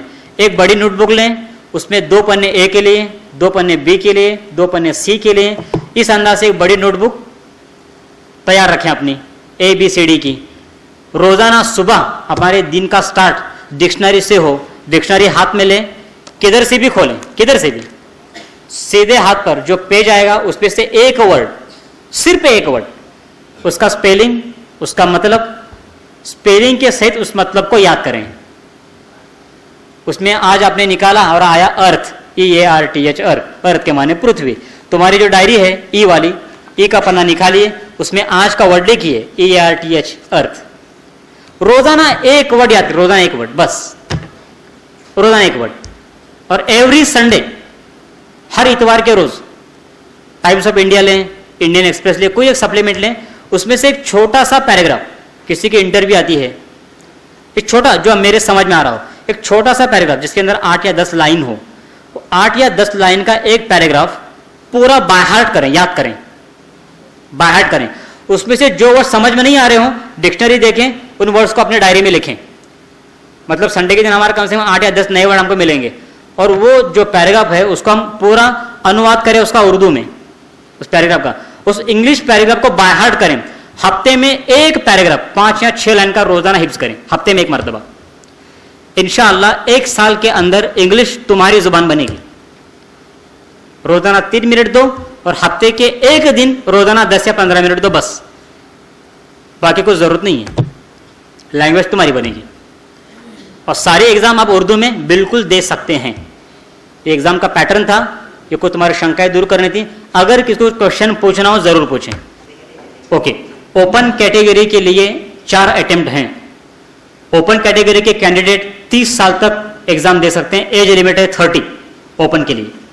ओबीसी का कैंडिडेट के एज लिमिट है 33 और अटेम्प्ट है 7। SC ST के लिए एज लिमिट है 38, 39, उनके लिए SC ST के लिए लिमिट्स हैं 8 या 9। ओपन कैटेगरी का स्टूडेंट 4 मरतबा एग्जाम दे सकता है। ओबीसी का कैंडिडेट 7 मरतबा दे सकता है। SC ST का 7 या 8 मरतबा दे सकता है। अटेम्प्ट से मतलब प्रीलिमिनरी एग्जामिनेशन है। कुछ लोग समझते हैं कि एग्जाम का फॉर्म भरने से अटेम्प्ट काउंट होता है क्या? एग्जाम का फॉर्म भरने से अटेम्प्ट काउंट नहीं होता। आप प्रीलिम्स का फॉर्म फिलअप करें, एग्जामिनेशन हॉल में जाएं और अटेंडेंस शीट पर अगर आपने साइन की तो आपका अटेम्प्ट काउंट हुआ। फिर आप पेपर दें या ना दें, लेकिन आप एग्जाम हॉल में हाजिर रहे, आपने साइन किया, आप अटेंड रहे, तुम्हारा अटेम्प्ट काउंट होगा। और प्रीलिम से अटेम्प्ट काउंट होता है। आपने अगर आपकी प्रीलिम फेल हुई, एक अटेम्प्ट गया। अगर प्रीलिम पास हुए, मेंस दिए, इंटरव्यू फेल हुए, उसका अटेम्प्ट भी काउंट हुआ, उसको फिर से प्रीलिम देनी है। जी, अगर इंडिविजुअली बैठ के प्रिपरेशन करते हैं तो बेसिकली अप्रोच जल्दी नहीं मिलता, स्टडी मटेरियल का थोड़ा सा प्रॉब्लम हो जाता है। अब ग्रुप में जाकर कोई अगर ऑप्शनल सब्जेक्ट हम करते हैं या कोई क्लास ज्वाइन करते हैं, इसका फायदा ये होता है, एक तो अगर मेरा है मराठी लिटरेचर और अगर मैं क्लास ज्वाइन करके मराठी का प्रिपरेशन कर रहा हूँ तो एट ए टाइम मेरे साथ 50 लड़के मराठी का प्रिपरेशन कर रहे हैं, तो उससे मुझे फायदा होता है। मराठी के जो बुक्स मेरे पास नहीं मुझे वहाँ अवेलेबल होंगी, मुझे कंपटीशन समझ में आएगी कि कैसे बच्चे प्रिपरेशन कर रहे हैं, कैसे आंसर्स लिख रहे हैं, मेरे कंपटीशन क्या है वो समझ में आएगा। तो माहौल में जाने से माहौल का असर नफा जरूर मिलता है, इसलिए ग्रुप होना जरूरी है। क्लास ज्वाइन करने से फायदा जरूर होता है, लेकिन क्लास ज्वाइन करने में ये जरूर देखें कि वहाँ के जो फैकल्टी है, एक्सपर्ट्स हैं, इसके बारे में इंक्वायरी करके फिर ज्वाइन करें। क्योंकि अभी एक ट्रेंड चला हुआ है, पहले योगासन करो, पर्सनल डेवलपमेंट करो, 6 घंटे दौड़ने के बाद यूपीएससी करो, लाइफ बर्बाद होती है, यूपीएससी नहीं होती। इसलिए टू दी पॉइंट जहाँ पर गाइडेंस दिया जाता है वहीं पर जाना चाहिए। यूपीएससी करने के लिए एकदम कम खर्चा है। जो स्टडी मटेरियल है आपको एक ही मरतबा खरीदना है, और मैं समझता हूँ कि 20 से 25 हज़ार रुपये पूरा स्टडी मटेरियल आ जाता है।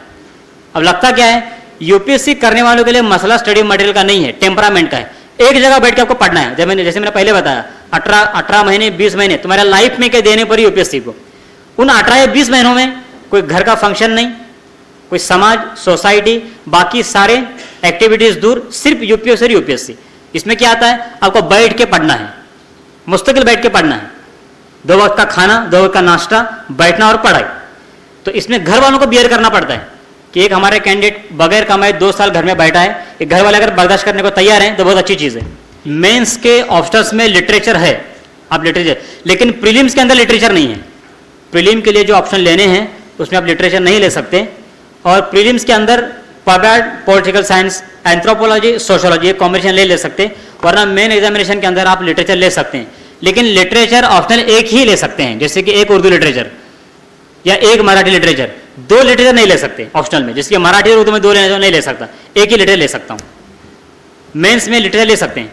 इंडियन फॉरेन सर्विस के लिए सेम है, जिसको IAS नहीं मिला, IPS नहीं मिला, उसके लिए इंडियन फॉरेन सर्विस है।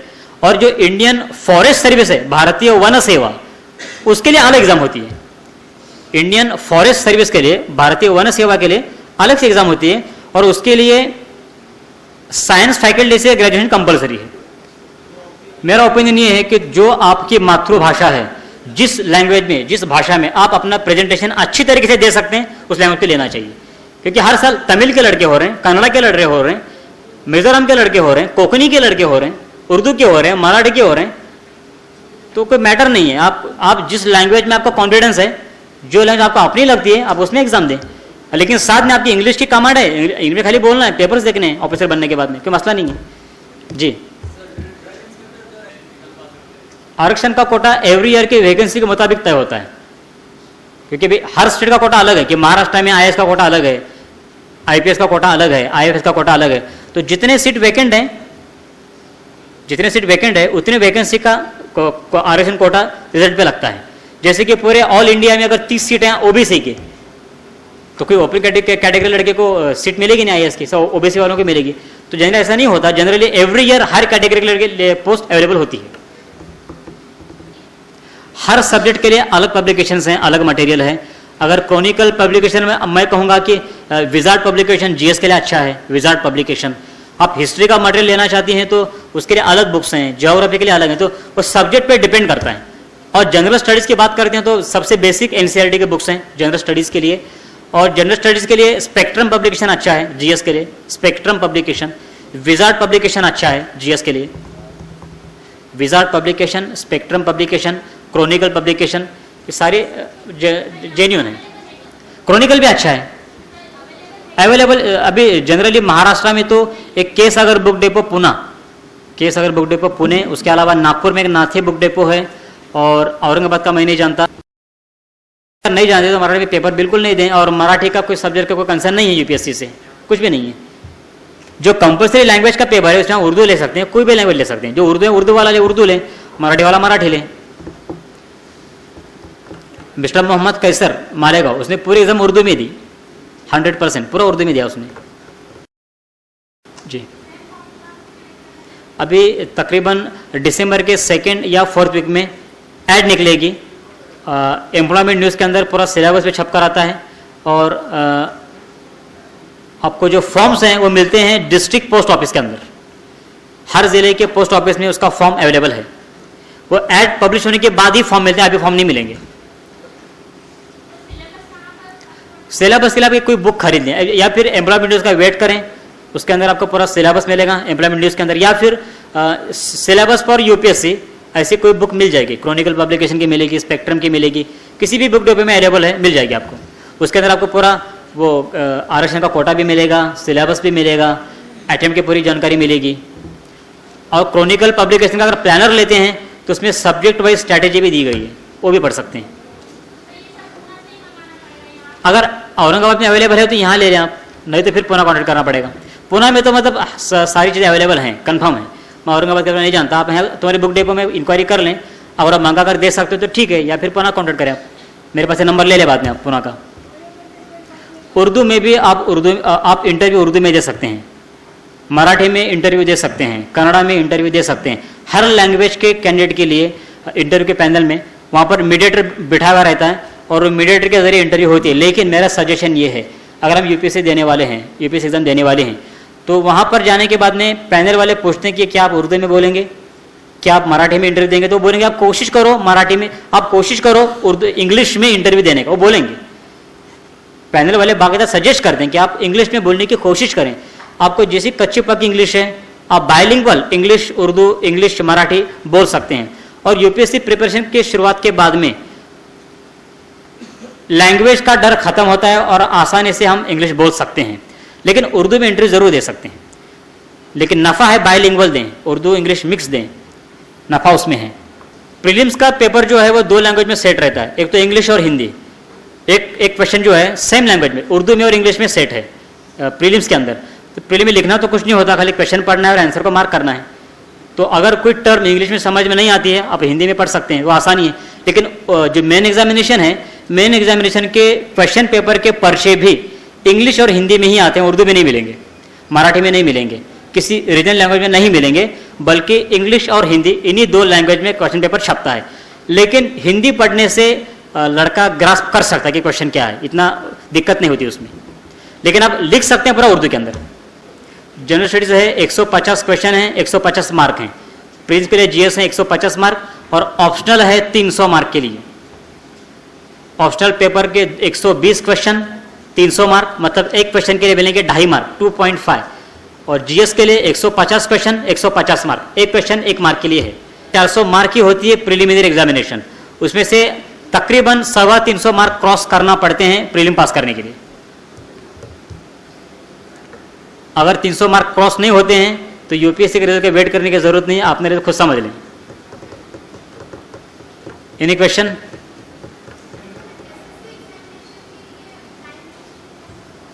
एसएससी एग्जामिनेशन के लिए लैंग्वेज, टाइम मैनेजमेंट। सबसे पहले आप अपना सिलेबस देखें, आपके क्वेश्चन पेपर का नेचर देखें, टाइप देखें कि कौन से सब्जेक्ट को कितना वेट देना चाहिए, कितना फोकस करना चाहिए, ये आप तय करें।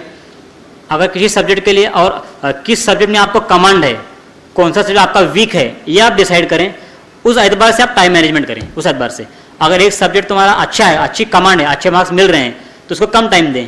अगर किसी सब्जेक्ट में कम मार्क्स आ रहे हैं तो ज़्यादा टाइम देने की ज़रूरत है, तो उस पर ज़्यादा फोकस करें। इस अंदाज से टाइम टेबल बनाकर। और सबसे ज़रूरत यह है एसएससी वाले, एचएससी वाले, किसी भी फैकल्टी के वाले, कम से कम 1 महीने के अंदर एक मॉडल टेस्ट आपको छुड़ाना चाहिए। मॉडल टेस्ट पेपर लेकर आपको एग्जाम देना चाहिए, या फिर आप अपने किसी अच्छे दोस्त से या अच्छे एक्सपर्ट टीचर से एक क्वेश्चन पेपर बनाकर लें और घर के अंदर बैठकर पेपर सॉल्व करें 3 घंटे के अंदर टाइम लगाकर। हफ्ते में एक पेपर लिखना जरूरी है। इसकी वजह से आपके पोटेंशियल क्या हैं और आंसर शीट पे आप क्या हैं ये समझ में आता है। एसएससी वाले के लिए बहुत सक्सेसफुल स्ट्रैटेजी है और यूपीएससी वालों के लिए भी। यूपीएससी वाले लड़के प्रीलिम एग्जामिनेशन पास होने के बाद में वो लड़के पढ़ाई नहीं करते, प्रिपरेशन नहीं करते, बल्कि रोजाना एक पेपर सॉल्व करने की कोशिश करते हैं। और ये भी करना चाहिए कि अगर मेरा पेपर 11 से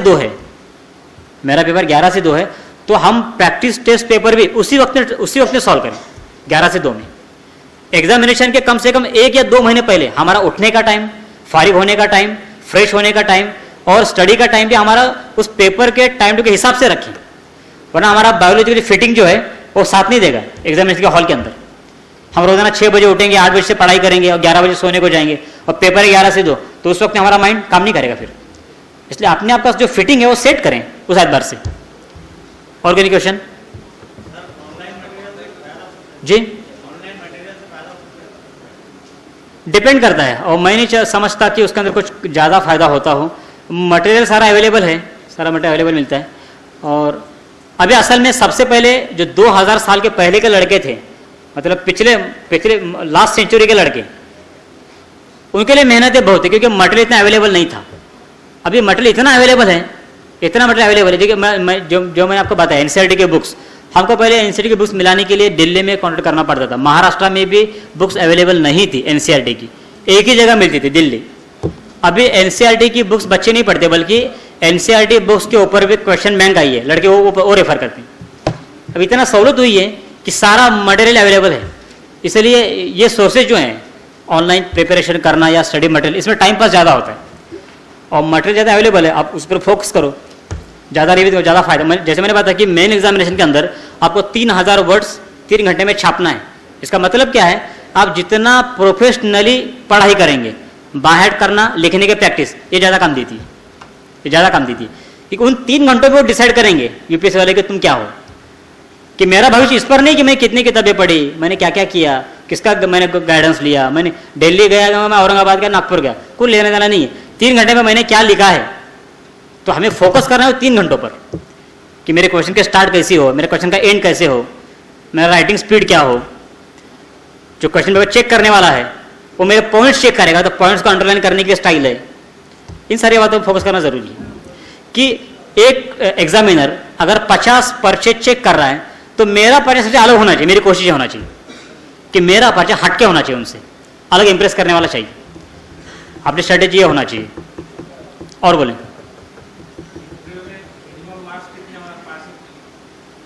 इंटरव्यू के मार्क पे रिजल्ट नहीं फाइनल होता, बल्कि मेन एग्जामिनेशन के मार्क्स और इंटरव्यू के मार्क्स, ये दोनों के मार्क प्लस करके मेरिट लिस्ट लगती है। अगर किसी को इंटरव्यू में आउट ऑफ 300 280 मिले एक्स्ट्राऑर्डिनरी मार्क, और उसका मेंस का उसका अगर स्कोरिंग कम है तो हो सकता है कि फेल हो। और अगर उसका मेंस का रेशियो अच्छा है, 2000 में से उसने 1200 मार्क लाए और उसको इंटरव्यू में कम मिले, लेकिन वो अगर वो रैंक में आ रहा है तो वो लड़का पास होगा। तो इंटरव्यू और मेंस दोनों के मार्क प्लस करके फिर फाइनलिस्ट फाइनल होती है। यूपीएससी के सारे इंटरव्यूज दिल्ली में होते हैं, कहीं पर भी नहीं होते, लेकिन मेन एग्जाम का सेंटर महाराष्ट्र में है, हर स्टेट में है। महाराष्ट्र में मेन एग्जाम्स के सेंटर नागपुर और मुंबई 2 हैं, यस। और इंटरव्यू के लिए फिर सेंटर एक ही है दिल्ली, ऑल इंडिया का, यूपीएससी भवन दिल्ली। और बोलें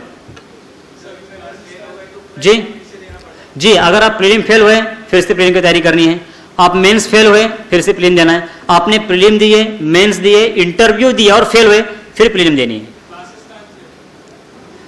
आप कौन सा सब्जेक्ट फाइनल करते हैं इस पर डिपेंड करता है। अगर आपका उर्दू लिटरेचर है तो मैं कहूंगा कि यहाँ किसी का गाइडेंस मत लो, आप महाराष्ट्र में किसी का भी मत लो, दिल्ली के एक्सपर्ट है आप उन्हीं से कॉन्टैक्ट करो।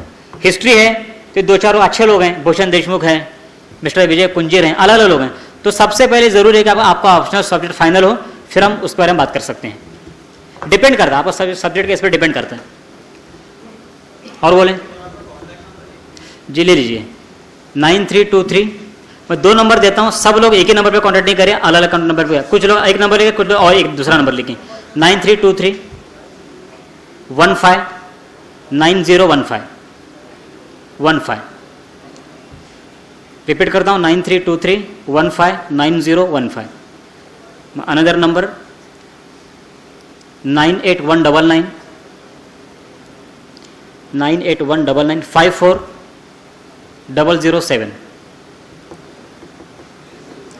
98199 54007। Any question? अभी आप रुकें, क्वेश्चन नहीं पूछें जी। फारूक नाइकवाड़े, बताता हूँ। सेंट्रल गवर्नमेंट जैसे यूपीएससी के एग्ज़ाम लेती है और जिला वाइज सारे ऑफिसर चुनती है, जैसे कि कलेक्टर है, एसपी है, इनकम टैक्स कमिश्नर है, मतलब जिला लेवल के अधिकारी सिलेक्शन करने का काम यूपीएससी करती है। वैसे हर स्टेट का एक कमीशन है, कर्नाटक का है केएएस, महाराष्ट्र का है Maharashtra public service commission MPSC. तो एमपीएससी का स्ट्रक्चर भी सेम है, प्रीलिम्स, मेंस और इंटरव्यू सेम है। फर्क इतना है कि एमपीएससी प्रीलिम्स के अंदर एक ही पेपर होता है जीएस का, उसमें ऑप्शनल नहीं है। और एमपीएससी का जो फोकस होता है वो स्टेट वाइज होता है कि महाराष्ट्र के जिले, महाराष्ट्र के ज्योग्राफी, महाराष्ट्र की हिस्ट्री, फोकस पूरा स्टेट का रहता है। और यूपीएससी में दूसरा फर्क ये है, यूपीएससी के बारे में मैं बोल सकता हूँ, एड कब निकलेगी बोल सकता हूँ, एग्जाम कब होगी बोल सकता हूँ, रिजल्ट कब आएगा हम बोल सकते हैं। एमपीएससी का कोई भविष्य बोलने वाला हो तो भी नहीं बोल सकता है एमपीएससी की एड कब निकलेगी, एग्जाम कब होगी और रिजल्ट कब आएगा, कोई उसका प्रेडिक्ट नहीं कर सकता। इसलिए एमपीएससी को अपना एम नहीं बनाना चाहिए, करने वालों को यूपीएससी एम बना के करना चाहिए, तो एमपीएससी साथ में हो सकती है। और एमपीएससी की जो सीट जो पोस्ट हैं वो फिर तालुका लेवल के, जैसे प्रांताधिकारी, डेप्यूटी कलेक्टर, नगर पालिका का सीओ, तहसीलदार, डीवाईएसपी, सेल टैक्स ऑफिसर, ये सारे पोस्ट में एमपीएससी सिलेक्ट करती है। और जो सुपर क्लास में पोस्ट है यूपीएससी चुनती है। कलेक्टर है, एसपी है, फॉरेस्ट ऑफिसर है, फॉरेन सर्विस का अधिकारी है, इनकम टैक्स कमिश्नर है, पोस्टल ऑफिसर है, ये सारे जिला लेवल की पोस्ट सारे यूपीएससी चुनती है। प्रिसाइजली इसका ब्रीफ ये है, आप कर सकते हैं यूपीएससी। अगर आपको कोई ये बताएं बहुत टफ एग्जाम है और इंग्लिश नहीं आती तो यूपीएससी नहीं दे सकते, और बहुत लड़के अपेयर होते हैं, सारे गलत फहमियाँ हैं। एक आम बच्चा, आम लड़का यूपीएससी एग्जाम दे सकता है, यूपीएससी कर सकता है, आसानी के साथ कर सकता है। अब ये प्रूव हो चुका है, जिस लड़की को एकेडमिक करियर में 50% से ज़्यादा मार्क नहीं मिले, विद्या कुलकर्णी ऊटी में आज एसपी है।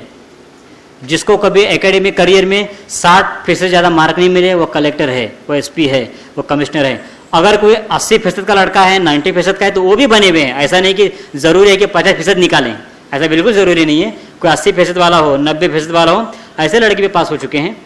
लेकिन इसमें यूपीएससी का अप्रोच मिलना ज़रूरी है इसलिए मैंने पहले भी बताया कि प्रोफेशनल एटीट्यूड से, सही गाइडेंस से तैयारी करना जरूरी है, तो कम टाइम में इंशाल्लाह यूपीएससी हो सकती है। वरना जिन्होंने एसएससी एग्जाम में महाराष्ट्र में टॉप रैंक लाई थी, ऐसा लड़का मेरे सामने है, नाम नहीं लूंगा, महाराष्ट्र का टॉपर था एसएससी का, यूपीएससी के प्रीलिम भी क्लियर नहीं कर पाया। महाराष्ट्र का टॉपर था एसएससी का, अभी चौथे अटेम्प्ट में उसने यूपीएससी क्लियर की है। नागौर जी, चौथे अटेम्प्ट में क्लियर किया उसने। इसलिए कौन कितना होशियार है इसका कोई लेना देना नहीं है, आपको अप्रोच क्या है, आप किसके गाइडेंस में कर रहे हैं, इस पर डिपेंड करता है। इसलिए सही गाइडेंस, सही अप्रोच, सही नहेज, इंशाल्लाह जरूर कामयाबी। नहेज का दुरुस्त होना जरूरी है, ये आप करेंगे। और सेल्फ कॉन्फिडेंस, आपकी कंपटीशन आपसे 5 लाख लड़कों से बिल्कुल नहीं, 6 लाख लड़कों से बिल्कुल नहीं, इसलिए आपकी कंपटीशन सिर्फ आपसे है। आप अपना प्लान करें, अपने प्लान से काम करें, इंशाल्लाह यश आपका है। इतना बोल के मैं रुकता हूं, बस रुका। कोई एनी क्वेश्चन? कोई क्वेश्चन है? मैं यूपीएससी के लिए कोच करता हूं और मेरी एक बुक पब्लिश हुई है, स्टील फ्रेम, मेरा पब्लिकेशन भी है, बुक्स पब्लिश भी मेरी होती हैं, लिखता भी हूं। और मेरा सेटअप पुणे में मेन यूनिक एकेडमी, बम्बई में फजलानी एकेडमी, एक कोल्हापुर में शुरू हो रही है, एक नागपुर में शुरू होने के चांसेस हैं। जी जी, औरंगाबाद के लिए मेरा दूसरा वर्कशॉप है। पहला वर्कशॉप हुआ था, एक बड़ा बैनर पीछे लगा था, प्रोग्राम बड़ा हुआ, लड़के सब आए, लड़के गए, मैं गया, बैनर भी गया, एकेडमी भी गई, उसके बाद काम नहीं हुआ। इसलिए आप लोगों को अभी जिन लोगों ने प्रोग्राम रखा है उनके पीछे पड़ के यहाँ एकेडमी शुरू करवानी है। जैसे खान साहब ने कहा कि यहाँ पर आपकी कोई एकेडमी है, वहाँ पर स्टडी मटेरियल है, तो उसका फ़ायदा लेना चाहिए। ज़रूरी है कि एक स्टडी मटेरियल हो, स्टडी मटेरियल लाइब्रेरी हो स्टडी मटेरियल के लिए, और एक स्टडी रूम हो। कोई अगर अच्छी स्टडी में अवेलेबल होती है जहाँ पर फुल टाइम आप यूपीएससी की पढ़ाई कर सकें, तो आपकी इसमें सहूलत है। और कोई ज़्यादा मटेरियल लेना नहीं पड़ता, कम लिस्ट है मटेरियल की, कम खर्चे में हो सकता है। आप अपनी सेल्फ लाइब्रेरी भी डेवलप कर सकते हैं आसानी के साथ। सही नहेज रखें, सही नियत रखें, और हर काम हमारा सिर्फ मेहनत से नहीं होता, हमारी मेहनत भी मखलूक है, कामयाबी देने वाली ज़ात अल्लाह की है। इसलिए सबसे आखिर में ये मेहनत भी करें, साथ में उसके दुआ भी करें। हमारी सिर्फ मेहनत से नफ़ा नहीं हासिल होगा, बल्कि मेहनत साथ दुआ भी। इसलिए दुआ में दुआ ये भी आती है, एक मसनून दुआ है हुज़ूर पाक अलैहि सलाम की, आपने कभी भी सिर्फ ये दुआ नहीं मांगी अल्लाह आसान फरमा, इतनी दुआ नहीं मांगी। सिर्फ आसान होने से हमारे मसाइल हल नहीं होंगे, बल्कि अल्लाह आसान भी फरमा और कबूल भी फरमा।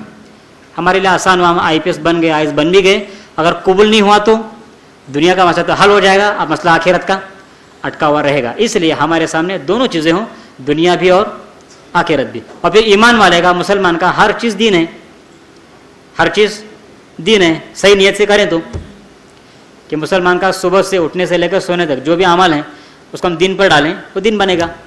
एक मुसलमान का छींक आए तो वो भी दीन है, उसका आदाब सिखाएं, क्या करें, छींक आए तो अल्हम्दुलिल्लाह कहें, सुनने वाला क्या कहें, वाजिब है उसके ऊपर, ये दीन है। तो हमारा हर अमल दीन है। हम नियत करें, उम्मत की कौम की खिदमत करेंगे, सारी इंसानियत को नफ़ा पहुँचाएंगे, सिर्फ मुसलमानों को नहीं, सारी इंसानियत को। वैसी नियत करें, सारी इंसानियत अल्लाह की फैमिली है, कुंबा है। जो इंसानियत के नफ़े के जज्बे रखेगा अल्लाह उसको उससे काम लेंगे। हम महसूस नहीं रखें, सिर्फ मुसलमान नहीं, पूरी इंसानियत का काम करें, हम सब उम्मत के लिए जज्बे रखें काम करने के, सही नियत रखें। हम पढ़ाई करें, हमारा पढ़ाई भी दीन। मैंने पहले कहा ना, एक आलिम का बनना सवाब है, बनाना सवाब है, जो IAS का बनना सवाब, बनाना भी सवाब है। काम होंगे हमारी उम्मत के मसाइल हल होंगे इससे। इसलिए मेहनत करें, साथ में दुआ भी करें, इंशाअल्लाह कामयाबी आपकी होगी। मैं फिर से दोहराता हूँ, आपकी कंपटीशन आपसे है, पब्लिक से नहीं है, 5 लाख लड़कों से नहीं है, 10 लाख लड़कों से नहीं है। इसलिए लड़ना अपने आप से है, अपने आप से लड़ो, इंशाअल्लाह कामयाबी हासिल होगी। इतना बोलकर रुकता हूँ। जय हिंद।